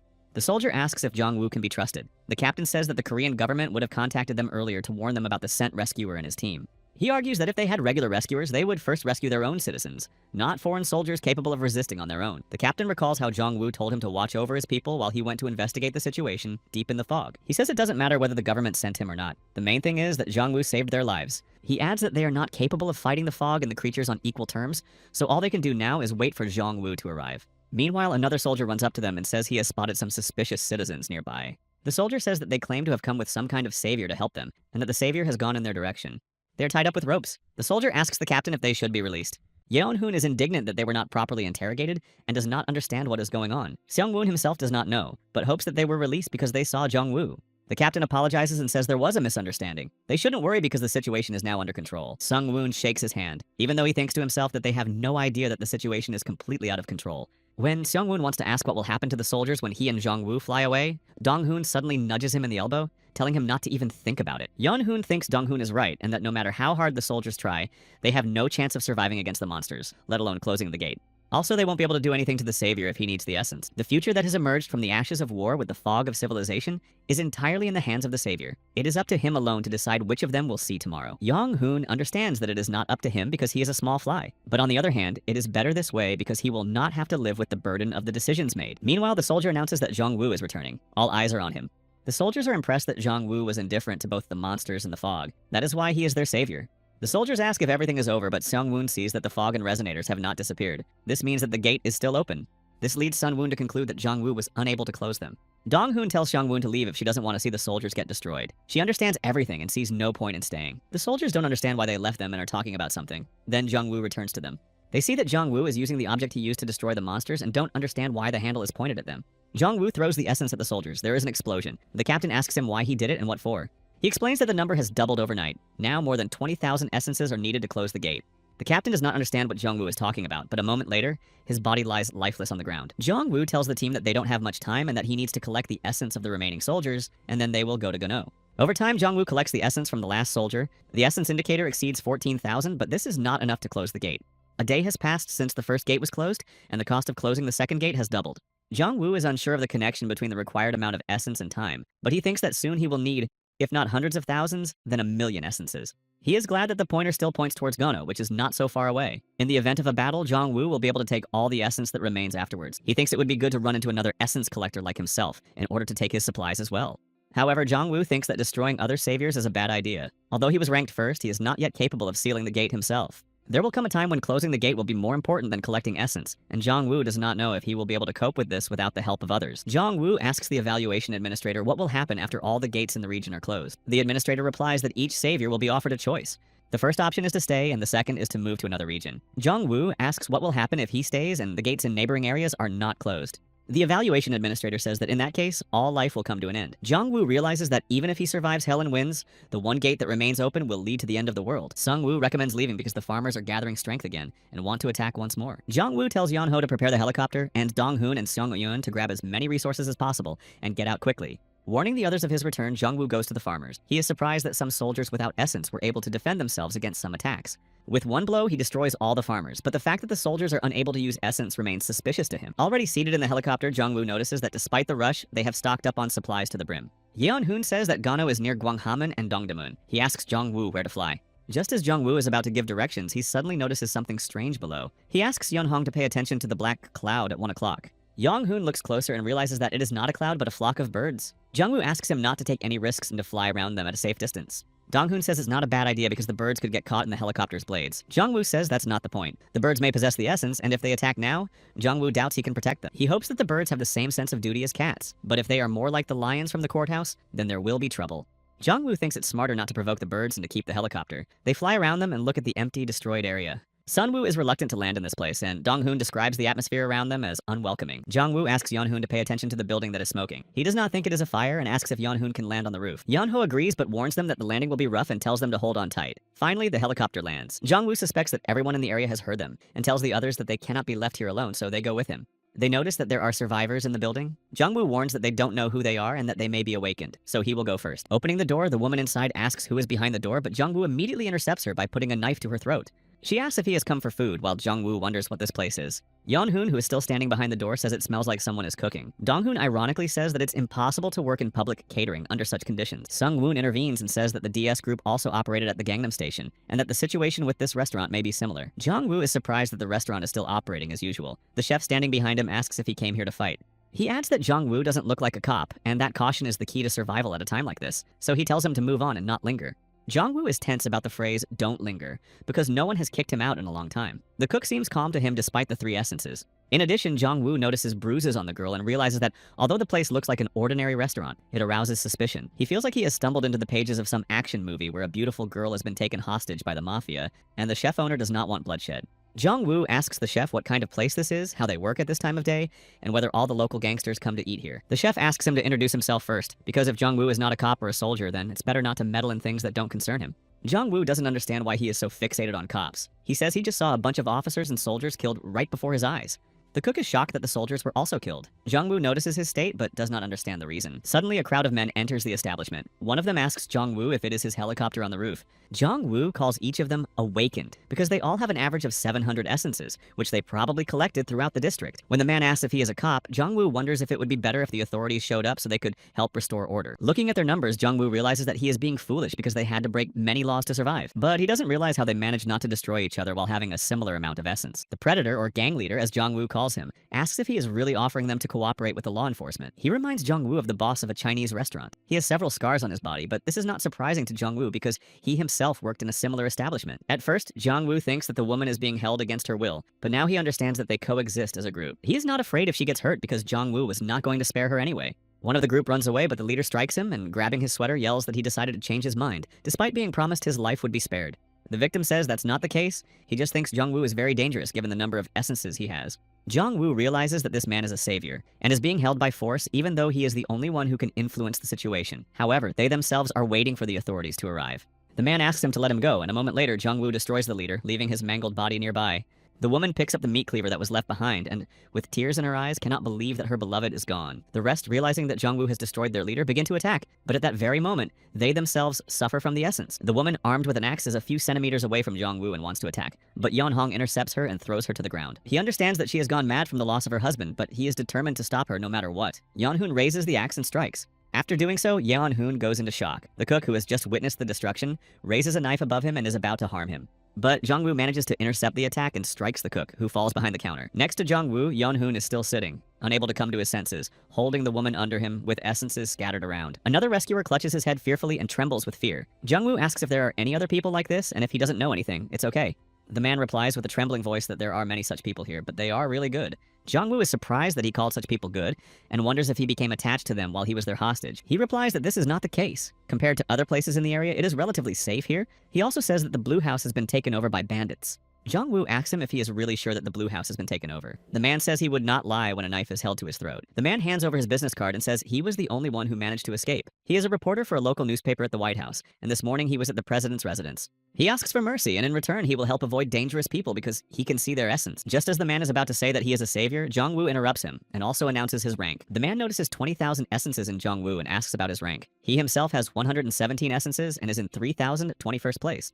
But since the information available to him is insufficient, it is difficult for him to judge his rank. But he thinks that Jong-woo is among the 5 strongest in the region. Meanwhile, a new gang arrives. They hear the noise and are outraged that everything here has been destroyed, threatening those who are in charge. Jong-woo asks the man if there are any other people who might come here. The man replies that there are not, as he does not know anyone else. In a moment, Jong-woo destroys everyone who came, saying that they will at least be in silence for a while. The man thinks to himself that he wasn't even this scared during his interview with the congressman. How lucky he is to have run into a monster like Jong-woo.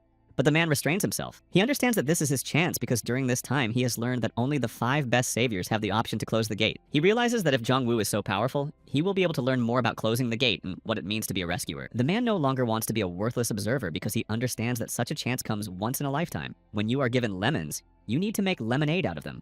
He asks Jong-woo to take him under his wing and he will tell him everything he knows. He sees no point in destroying him because he has little essence. Jong-woo says that 100 essences is indeed not much, but if he spares everyone, he will never reach the required number. When the man asks about Dong-hoon and Yeon-hoon, Jong-woo replies that the woman is a doctor and the man is a pilot. The man guesses that he must also be useful in some way. Jong-woo says that although the information about the Blue House is useful, he does not need him for that. The man bows his head and realizes that he needs to play his last card. He says he can arrange a meeting between Jong-woo and the president. Sung-woo cannot believe that the man has enough authority to arrange a meeting. Dong-hoon does not believe that a simple reporter has access to the president's location. And since the Blue House has been captured, it does not add up.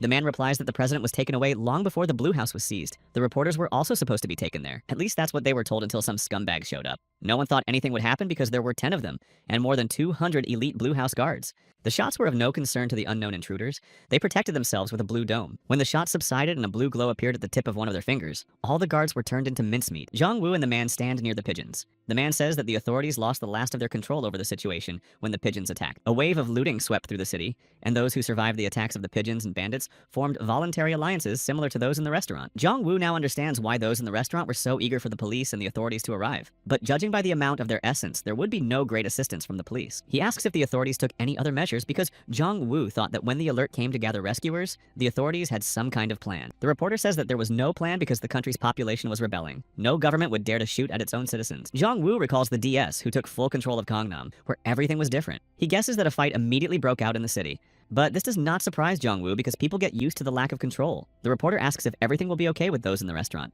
because they have little essence. Jong-woo replies that the block needs more than 1,000 essences, but he thinks they are safe because most of the region has been cleared. He mentions Yeon-ho and thinks he needs a break because he has to be ready when it's time to leave this place. The reporter points to the entrance to the Blue House and says that if they move along the foot of the mountain, they will reach the president's emergency response office. Jong-woo asks if he is sure. The man says that everyone who worked in the Blue House knows this information, and that in case of any incidents, everyone will be evacuated there. The reporter says that about 15 people have awakened, but he does not remember the exact amount of essence they have, but 2 of them have enough, at least 6,000. Even with 6,000, Jong-woo wonders how many people they destroyed to collect that much, and looking at the cut at the entrance, he realizes that it is not a grinder. Jong-woo believes it is something sharper than an essence thread. He has only seen such a thing in one person, his father. He tried to repeat how his father used it, but he couldn't do it. Jong-woo asked the system whether the method of using essence is chosen randomly or based on some personal characteristic. The system replies that the use of essence depends on the person themselves, and that people with similar personalities can acquire the same abilities. Jong-woo realizes that everything is individual, but he is curious if there is anyone with the same abilities as him. The reporter asks Jong-woo when he will meet with the president, and whether he intends to cooperate with the authorities. Jong-woo replies that he will if he deems it necessary, but first he needs to clarify a few things. The authorities know the location of the gate and the extent of the damage in the region. Jong-woo is curious to see what strategy they will propose, given that he is the top rescuer in the rankings. The reporter points to the secretariat where everything happened. He says that while running, he was able to collect several essences. Jong-woo recalls what he saw at the entrance, but the person with the string was not acting alone. They tried to catch the president in the basement, thinking it was a bunker. The reporter says that after the search, they went to the residence itself. He says to take into account that the Blue House is 2 and 7 million square feet, and it takes a long time to get there. Jong-woo does not understand what those who remained inside are still doing, but that is okay because they are all in the same building. He tells the reporter that he will go ahead and scout the situation and asks him not to delay. In an instant, Jong-woo disappears. They immediately point their guns at Jong-woo. He doesn't know what to do because he knows his father is among them and wonders if he can act according to his conscience. However, he still destroys those standing at the entrance. Jong-woo lowers his head, confused by the situation. He calculates that the weakest members of the group are standing around the perimeter, but even they have 400 essences and those inside have more.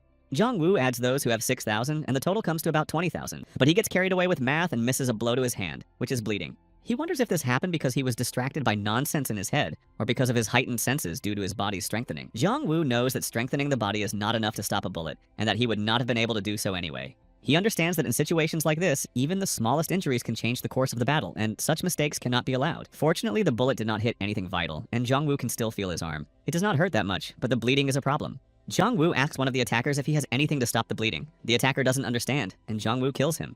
He crouches down next to the body and is about to check its remains, as many items can be used as bandages. Just as Jong-woo is thinking that finding a first aid kit would be a stroke of luck, a man sneaks up behind him and raises a weapon above his head. Jong-woo manages to cover himself with a shield, and the man, not understanding how this happened, asks him who he is. He remembers what reporter Moo-eun said about him, a man who uses essence in the form of a thread. Jong-woo doubts that the appearance of the attacker's essence is different, and that it is not similar to the one his father uses.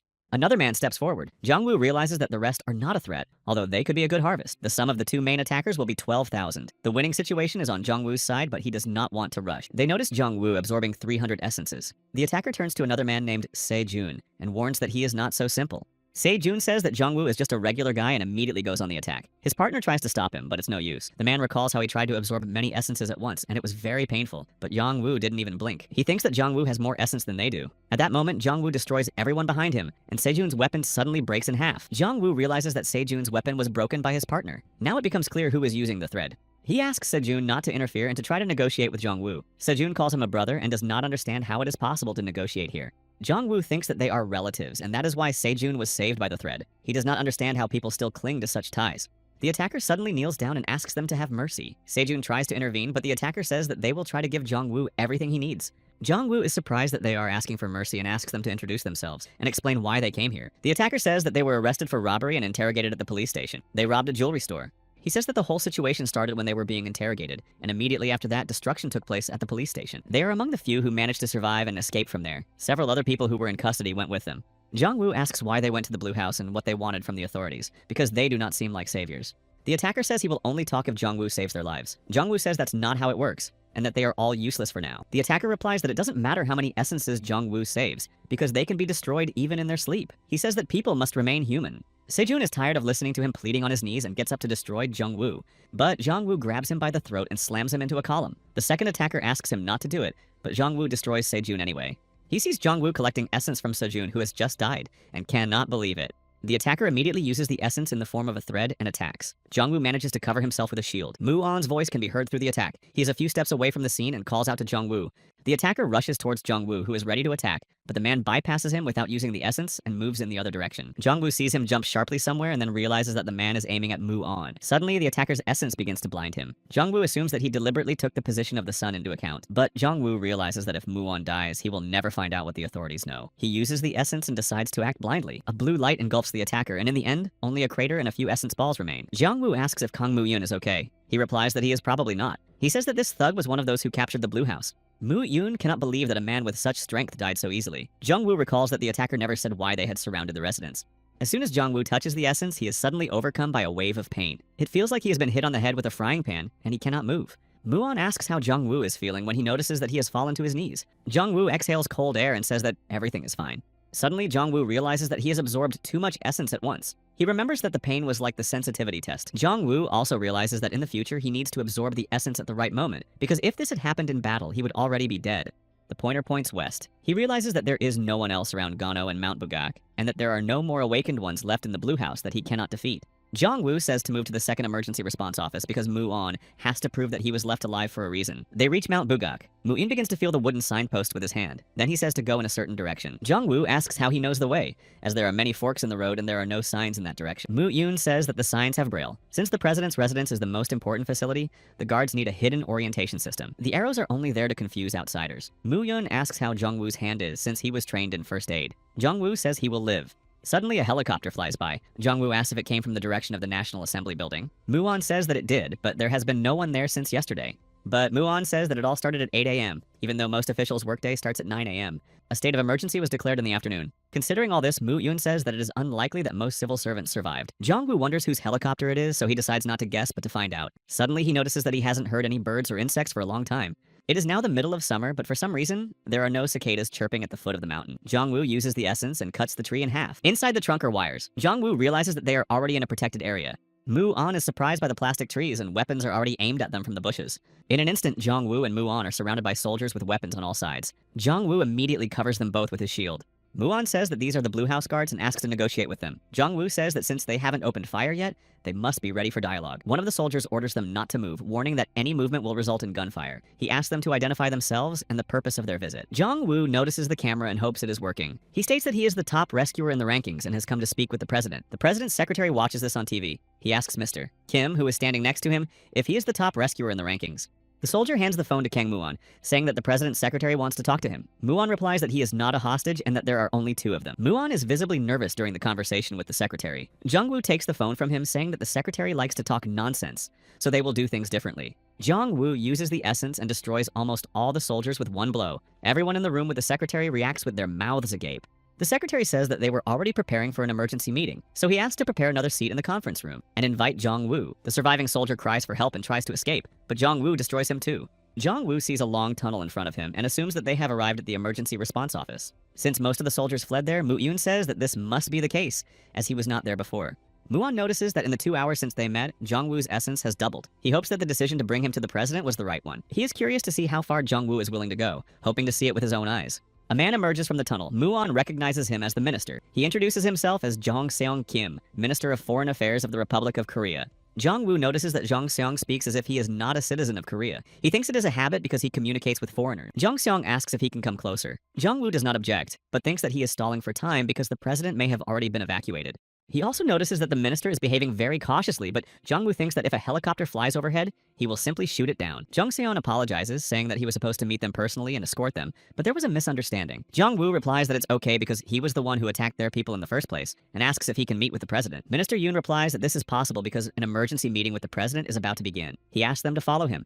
Upon entering the room, Jong-woo notices that they are following protocol, but does not understand how they can hold honorary meetings at a time like this. Jong Seong laughs, saying that they should consider it a manifestation of the little dignity they have left. The minister invites them into the conference room and says that the meeting will begin soon. Based on what Mu-on said, Jong-woo expected to see something different here because Mu-on said that only the president and a few officials had been saved. Jong Seon replies that they have sheltered about 1,000 people within their walls and have been trying to rescue as many citizens as possible since yesterday. Only Jong-woo notices that there are only members of high society and their families here. The minister says that many tried to get in but were unable to due to the brutal conditions outside. Everyone is waiting for the first rescuer in the ranking to speak. He also points to the man who called himself the first rescuer and has already taken his place. Seeing the number of essences in Jong-woo, the man bows his head and trembles with fear. Society is like ants that exist within the iron rules they themselves have created. Every ant does everything for prosperity. Only for ants are humans an inevitable cruel deity and a force that cannot be stopped even by bringing together several generations. Ants see humans as monsters who destroy their society for no meaningful reason other than entertainment. From the moment everyone received the message from Earth, the monsters that poured out of the gates after the announcement put humanity in its place. The man who considers himself the top savior thinks that now he has thoroughly and systematically put those who treated him like an ant in their place. After he got used to his role as a human, he contacted the authorities. Their conditions suit him, and he decides that the game is worth the candle, at least for now. He exaggerated his achievements a little, but he was chosen, and as long as they give, he takes. The man cannot believe that among all the people, it was Jong-woo, the leader of the rescuers, who showed up. After Jong-woo's appearance, the man feels like an ant again. The president's secretary thanks everyone present and asks them to pay attention to the screen. The situation turns out to be worse than hoped. Green areas are those where public order and government control remain. No one has any control over the gray areas. In the yellow regions, there is no public order or any control by the authorities. In the red areas, the presence of 3 gates has been confirmed. Everyone is frightened and outraged by the secretary's statements about the lack of public order and the presence of so many gates. They demand answers. The secretary says that judging by the scale of the disaster, the authorities assume that everyone gathered in the hall is the last survivors in the entire country. Mu-on wonders whether it was worth disclosing all the information because, in his opinion, it will only breed chaos and confusion. Jong Seong says that the authorities are on their own and the National Assembly has been destroyed, so diplomatic channels are useless. However, the burden of the decisions made is too great. The minister continues that in order to relieve the pressure, they need outside help to weigh the pros and cons and adopt a ruling scenario for the development of events. Jong-woo believes that this is an excuse because they want to do it with a bunch of rich people acting as judges. The secretary says that resistance, even with the use of primary weapons, is futile. People who have been awakened by the essence control entire cities and districts of Seoul. Many self-proclaimed communities have broken away from the central government and declared their own sovereignty. The authorities believe that criminals who have defied the government cannot be considered citizens. The secretary reports that while they were looking for a way to solve the problem of losing control, the DS group contacted them. DS is ready to assist through its agents. The authorities believe that this will help them in the process of regaining control over Seoul and finding new saviors. Within an hour, a representative of the DS group is to visit them to discuss the terms of cooperation and the method of transporting citizens. Meanwhile, a vote is being held on whether everyone is ready to accept their proposal. Everyone is outraged that DS has no right to command the authorities. When Moo-eun asks Jong-woo for his opinion, he says it's not bad, but he talks about the taste of tea, which he hasn't enjoyed in a long time. Jeong-woo does not think that the authorities should reject DS's proposal because they have no plan on how to deal with the situation. So for the authorities, this is a gift from above. For DS, this is an opportunity to turn the government into its puppet, because they probably already have some long-term plan for the government, as befits a huge transnational corporation. However, Jong-woo believes that DS and the authorities do not realize the gravity of the situation, so the main thing now is not survival, but the fact that in 40 days, the Earth will end. Jong-seong gives Jong-woo the documents. Among all the information, the most striking thing is that Korea is completely isolated. Jong-woo asks if Jong-seong has prepared a report. When he confirms this, Jong-woo says that compared to others, he seems pessimistic and asks why. Jong-seon replies that this is because there are no reasonable measures to assess the current situation on Earth, as this is not a military conflict or a war. Jong-woo notes that Jong-seong has the most accurate understanding of the danger because he expects the government to fall and new centers of power to emerge. But Jong-woo understands that even if they manage to prevent the end of the world, they will face famine, a shortage of resources, and the collapse of infrastructure. Jong-woo believes that Jong-seon Kim is predicting future events. Moo-on gives Jong-woo a ballot. The ballot asks voters to elect a president. Jong-woo does not understand how this can be all the options that the authorities can offer. No one understands how an auction can take place among such a large number of people. Jong-seon says that this will make it easier to find what Jong-woo needs. He says that when their own lives are at stake, people reveal themselves to the fullest. Jong-woo asks him who he would choose if he had to choose the most worthy person here. Jong-seon replies that it depends on the dire situation in the country. Minister Jong-woo clarifies the situation. What if all effective management systems collapsed and the country's population fell below 200? Jong-seong says that he is not sure that it is possible to survive in such a situation. The minister suddenly replies that they would need rice for that. He leaves. Moo-eun asks if Jong-woo wants to take Jong-seon with him. Jong-woo says that it is possible if he gives a satisfactory answer. Unexpectedly, Jong-seon brings in the Minister of Agriculture, Park Tae-wee. The minister says that he is one of the few who really has experience in his field.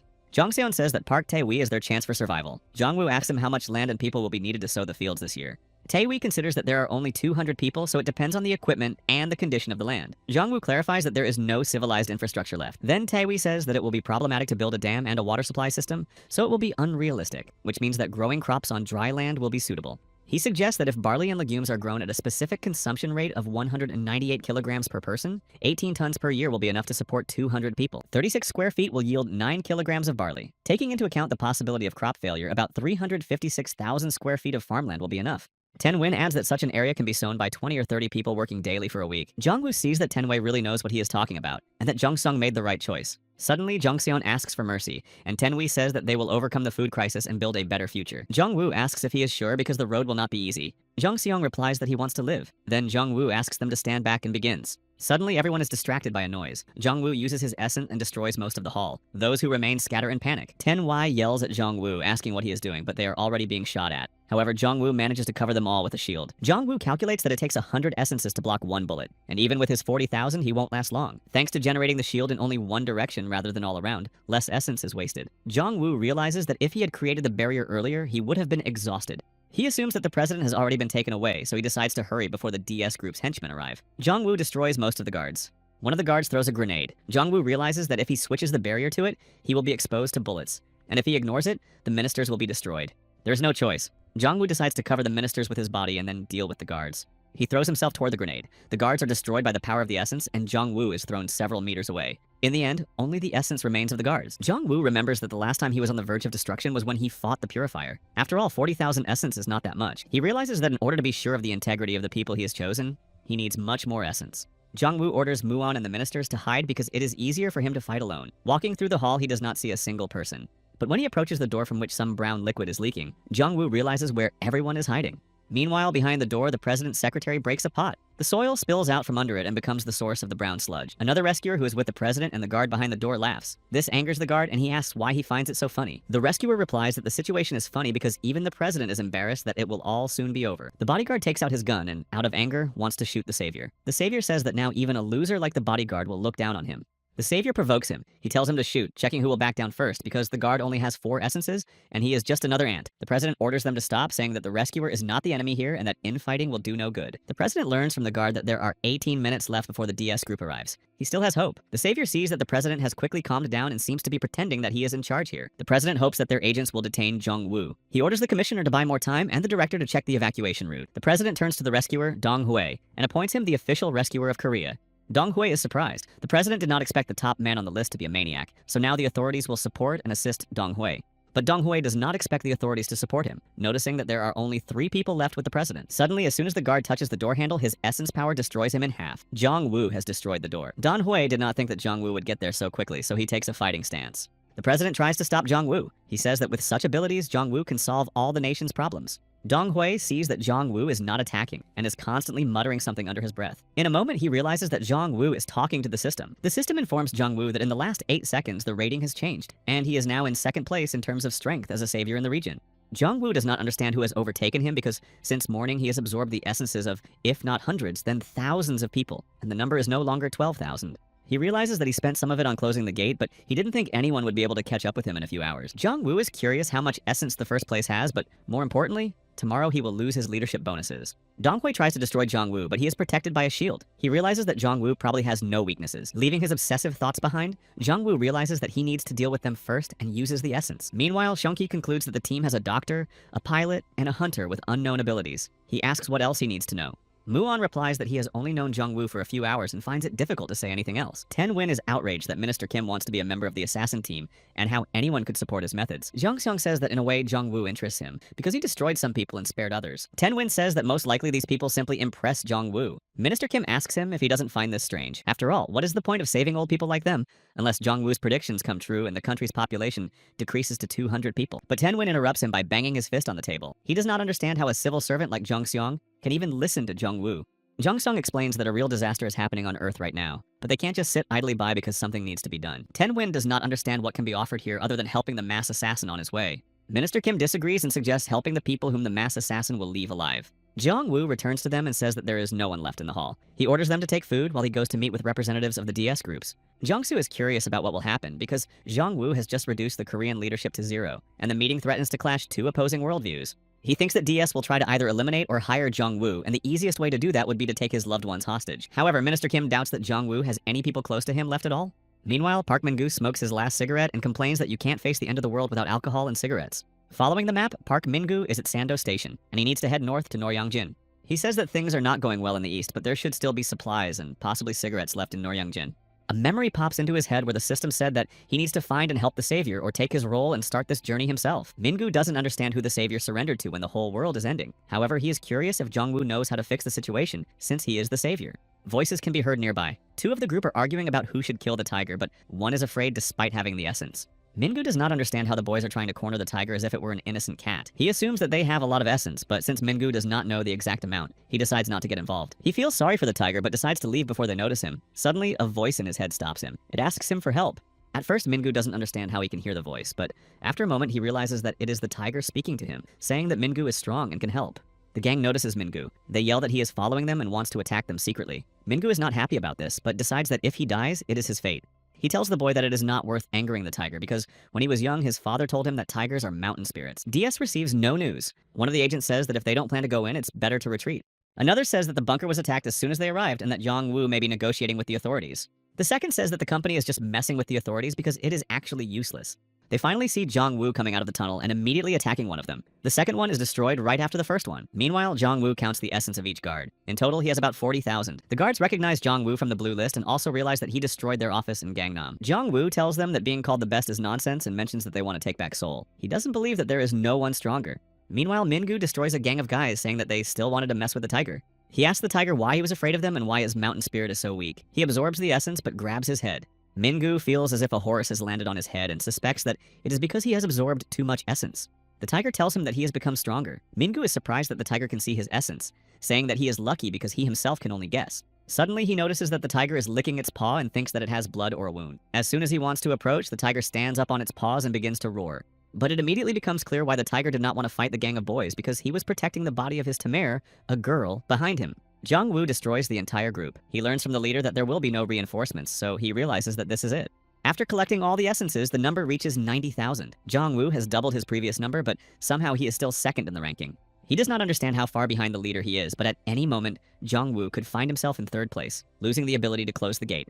He is distracted by Jung Seong, who says that he has collected much more than expected at his request, and that it can all be put in a helicopter. Jong Woo asks to postpone the food because there is a lot of it. Weapons except for flashbang grenades, and be sure to take medical supplies. Sun Woon and Dong Woon, who stayed behind to wait for Jong Woo, scare people away. This is because they saw Sun Woon's hunter status. Yeon Hoon says that Seong Woon doesn't really look like a hunter and asks how that happened. Seong Woon says he only has a guess.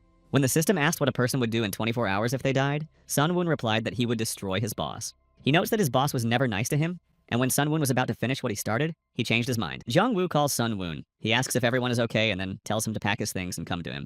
Jong Woo tells him to go east of the Blue House, where 2 helicopters will be waiting. But Yeon Hong asks him to come to the helicopter's control panel. Yeon Hoon asks him to look at the green panel that looks like a speedometer but without needles, and dictate the last 3 digits. As time passes, the helicopter approaches. Jung Seon asks if it is a DS helicopter, and if the pilot is from there. Jong Woo says he used to be. Ten Win is already thinking about how the pilot will see the pile of destroyed bodies of his colleagues, expecting him to be in shock. As soon as Yeon Hoon gets out of the helicopter, Jong Woo asks how he is feeling. He tells Yeon Hoon that he needs to load something and asks him to rest. Sung Woon asks what happened to the authorities. Jong Woo replies that he destroyed every last one of them. He also introduces them to the new people. Jong Song is the Minister of Foreign Affairs and Park Tae-wee is the Minister of Agriculture. But Tae just snorts in response. Jong Seon has no idea what Tae-wee is thinking, believing that his rudeness is digging his own grave. Despite the fact that Jong Woo is needed, he wants to discuss manners with him. Jong Woo activates the essence and insists that Tae-wee not tempt fate, because one more stunt and he will walk. Tae-wee is frightened by the threats. Jong Woo leaves him and says that there is little time and they need to go to Itaewon. Everyone will get to know each other better in the helicopter.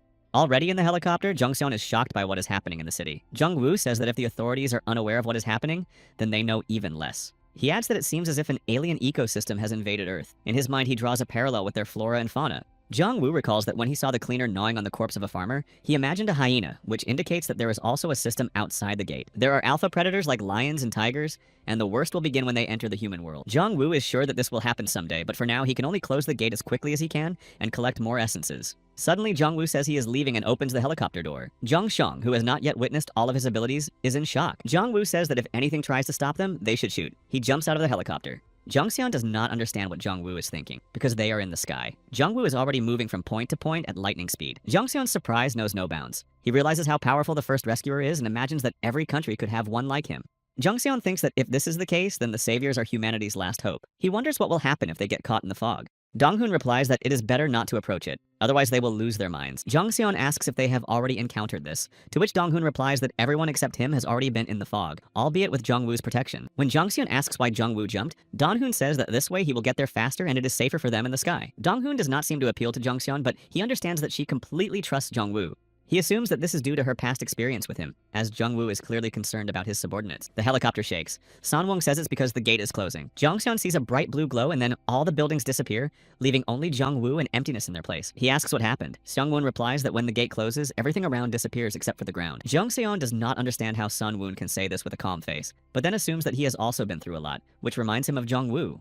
Jung Seong also thinks that they are working together not only because they were colleagues. Jong Woo returns and says it is time to put them in the Ark. When Jung Seon asks what the Ark is, Jong Woo replies that it is a sphere that protects everyone inside from monsters and ensures survival. Jong Woo says that with each gate closure, 10 additional places appear in the Ark. But if the savior dies, the Ark is cancelled. Now Jung Seon understands why he mentioned 200 people. Jong Woo says that this is the maximum number of places available, and if he closes 20 gates, 200 people will be saved. Jung Seon says that theoretically the number of survivors could be higher. Jung Woo adds that this is on the condition that the saviors do not destroy each other. He says that only the top 5 rescuers can close the gates and accumulate essence so that their chosen ones survive. Therefore, they are doomed to fight. Jeong Seong says that in this situation, it is clear that no one will consider a peaceful solution. He does not forget what will happen in 41 days. If the saviors were just thugs, it would be the end of humanity, but the saviors are the key to success. Jong Seon believes that in order not to lose humanity, they need not just thugs, but thugs with a sense of responsibility. At first, Jong Seong left Jong Woo in order to survive, but now he realizes that such a person will save them, and that there is no more responsible executioner to be found. Jong Woo warns that when they enter the Ark, they will feel a little pain, but it will quickly pass.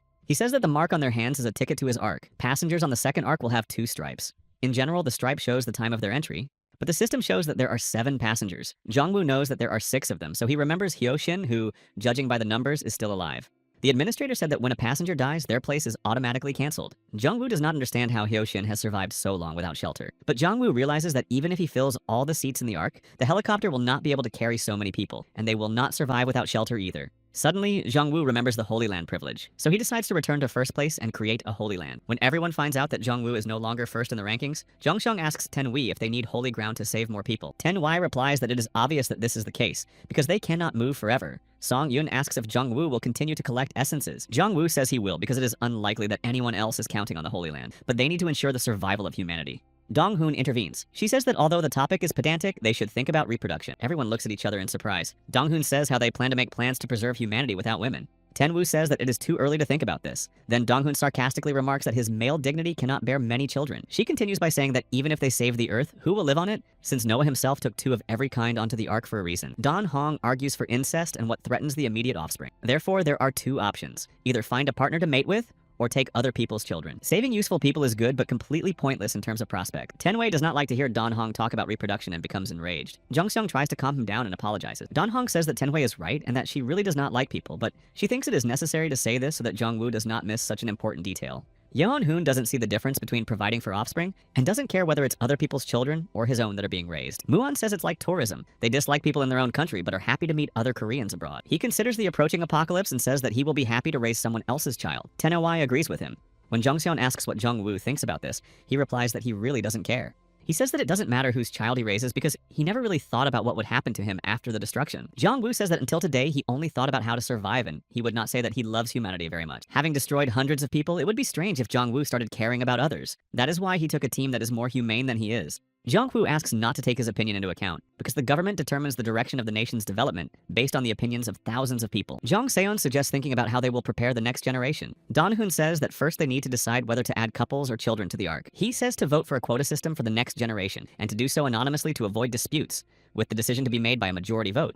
He clarifies that a minimum of 4 votes are needed to win. When Jungseong asks Jungwoo if he is against it, he asks him to forget about him altogether. Jungwoo notices that Jungseong is already taking on the role of arbiter, and that he will be a wise advisor to the community. Jungseong announces the time, distributes ballots, and begins voting on the question of whether to include couples or children in the Ark. Meanwhile, Mingu is dragging the tiger tamer along with him. He is outraged by the stupidity of the idea and does not understand why he agreed to help the tiger in the first place. In addition, the tamer has been dead for more than an hour. Mingu notices that, judging by the smell, the muscles have long since relaxed. In such heat, the body will decompose in a matter of days, so Mingu plans to get rid of the body as soon as possible. But he realizes that the tiger won't appreciate this and won't listen to reason. Mingu wants to try to leave to carry out his plan. He sees an air conditioner working nearby and realizes that someone is inside. He calls the tiger and they enter a room. Mingu thinks he can rest here because the room is cool, but a woman with scissors quietly attacks him from around the corner. Sensing danger, the tiger immediately attacks the woman, but Mingu manages to cover her with his shield, but the tiger breaks it with brute force. Mingu asks the tiger to calm down because he has his tamer, and he would remain reasonable in his place. During the vote, Jungseon sees that there are 3 votes in favor and 2 against. If the last ballot is against,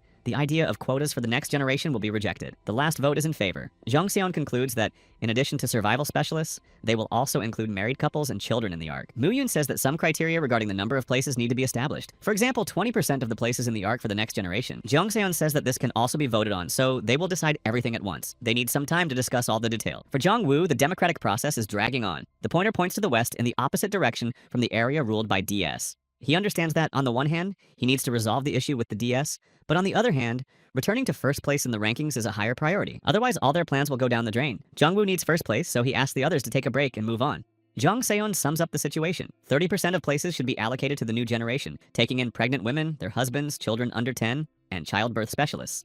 Jungwoo asks Yeonho if he has considered his proposal because they have completed all their business in Gano. Yonghoon says that even though they have separated, it is not about their plans for the future, he just wants to save her in any case. He says that the woman is in Shinsu. Jungwoo orders him to fly there because he needs to go west anyway. Meanwhile, at the DS headquarters in Seoul, they are digging up information on Jungwoo. The chief asks if he has any friends or family left. His assistant says they haven't found anything else because his mother died in a car accident a long time ago, and he and his father are not together, and Mingu seems even more indifferent to them.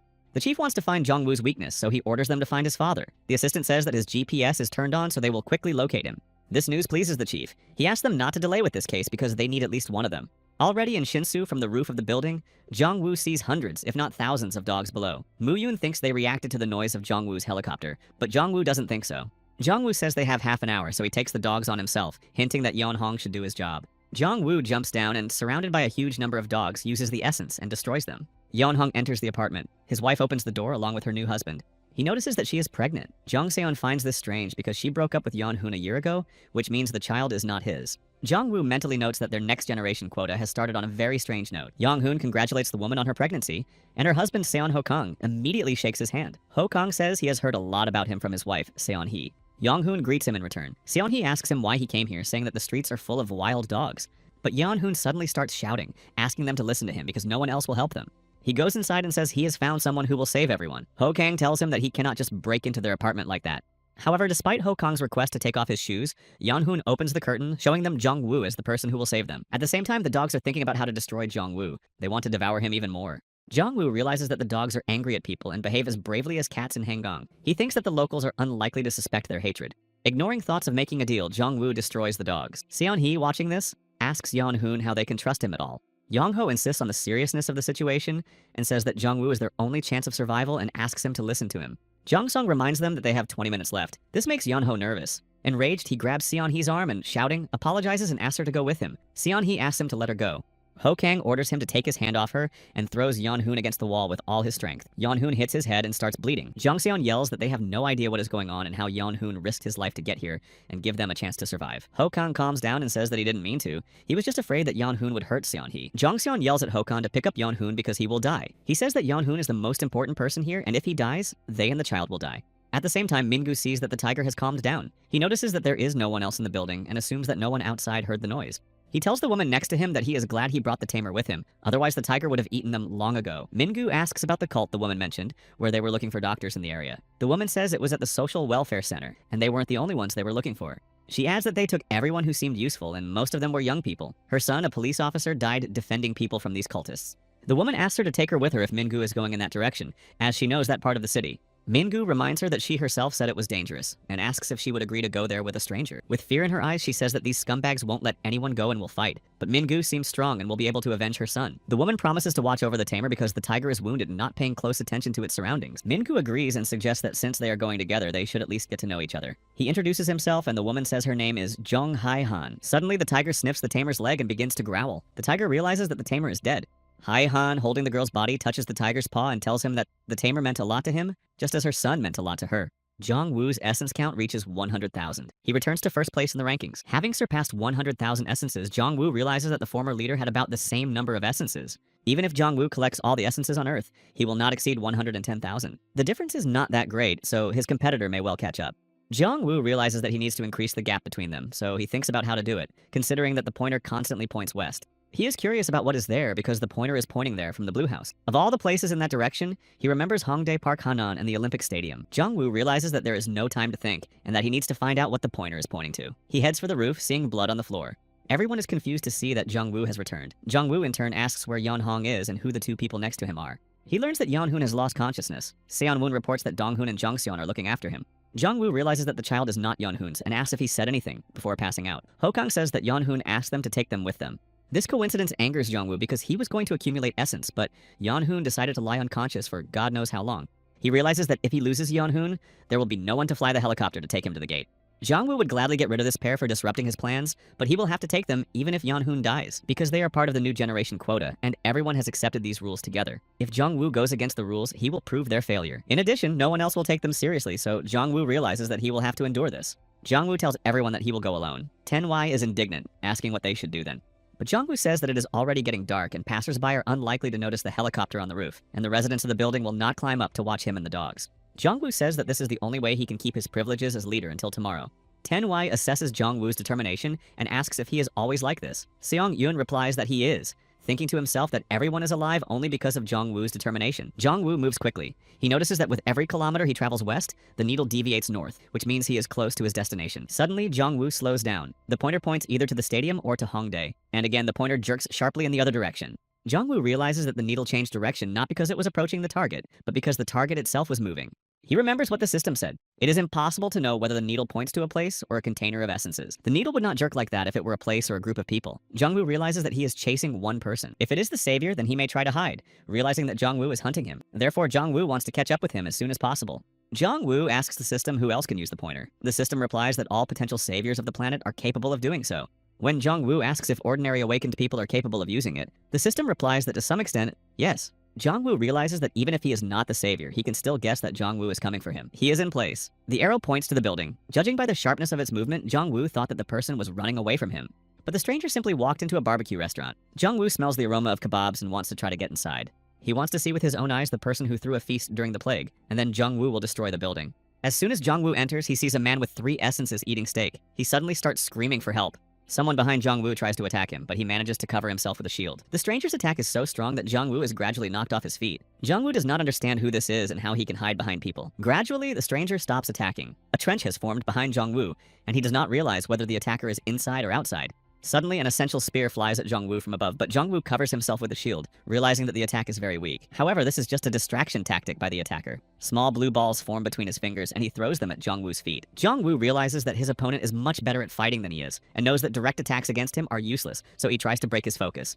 The opponent manages to reach Jongwoo and finally reveals his face. He does not destroy Jongwoo, but stands in front of him. The attacker turns out to be a predator with more than 50,000 essences, and he tells Jongwoo that he shouldn't have started a fight with a red player. Jongwoo is surprised that the predator fought him with only 50,000 essences, and realizes that if the numbers had been equal, Jongwoo would already be dead. Suddenly, the predator starts to run away. Jongwoo is not going to let him go, realizing that he will lose not only 50,000 essences, but also first place in the ranking.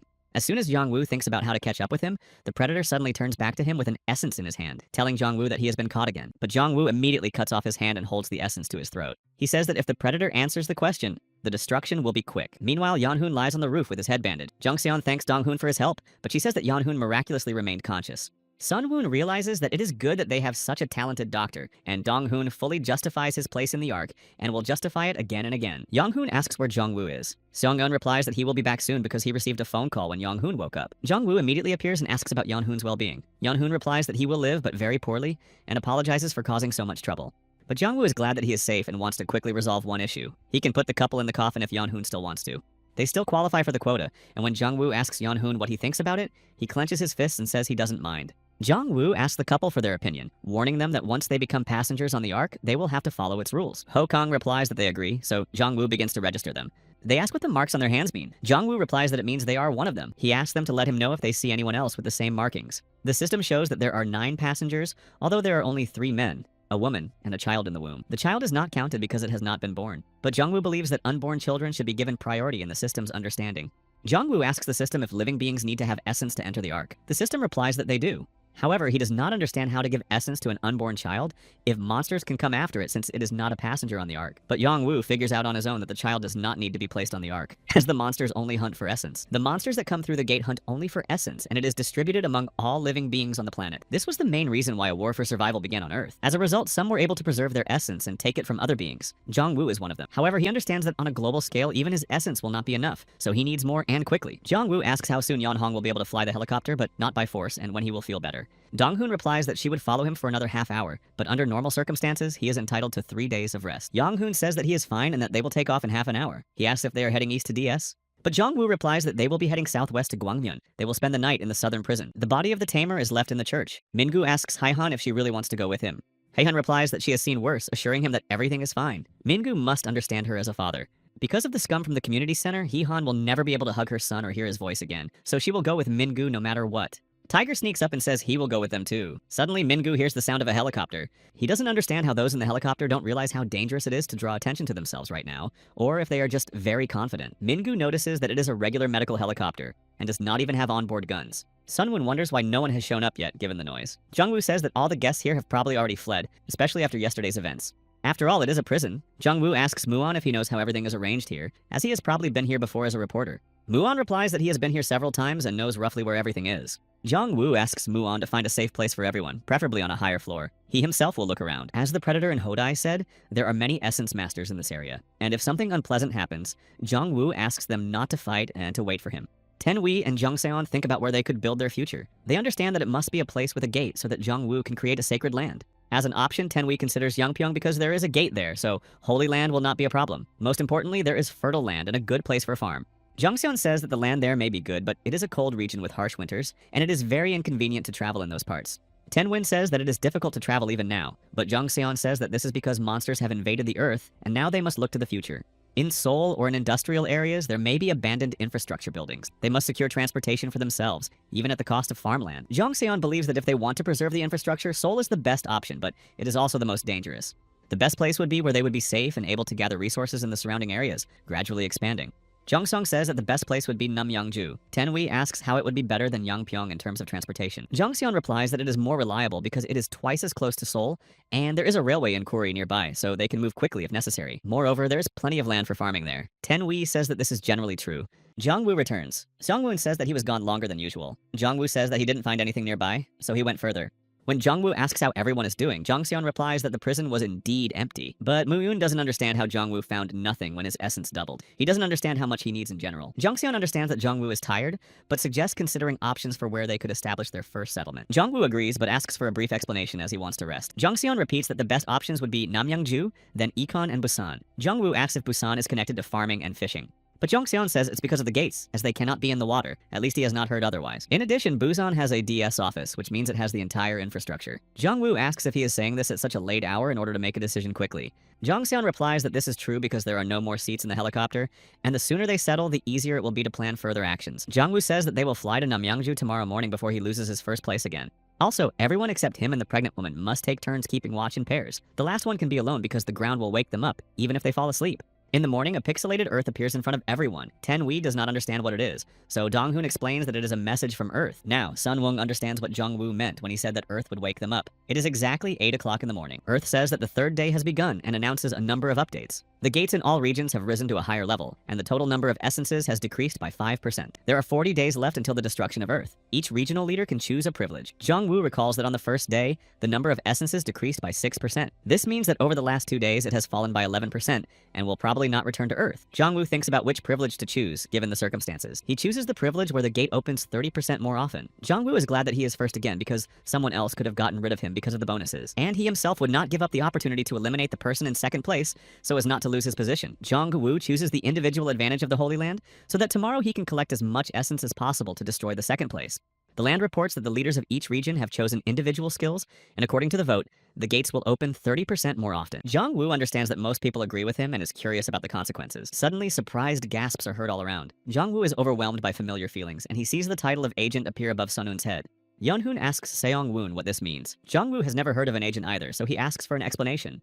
The system explains that Sunwoo has been reevaluated and is now assigned the role of agent, and Sunwoo must carry out tasks on behalf of the rescuers. Sunwoo must wait for the decision of the chief rescuer. Jongwoo also receives notifications informing him that he has been assigned as an agent. The system says that if Jongwoo agrees to be an agent, he will have access to certain functions for controlling the Ark, which will allow him to remove and assign people to the Ark. Essence borrowing will allow the agent to borrow essence from the rescuer. If the rescuer approves the request, the agent will be able to take essence for a short period of time.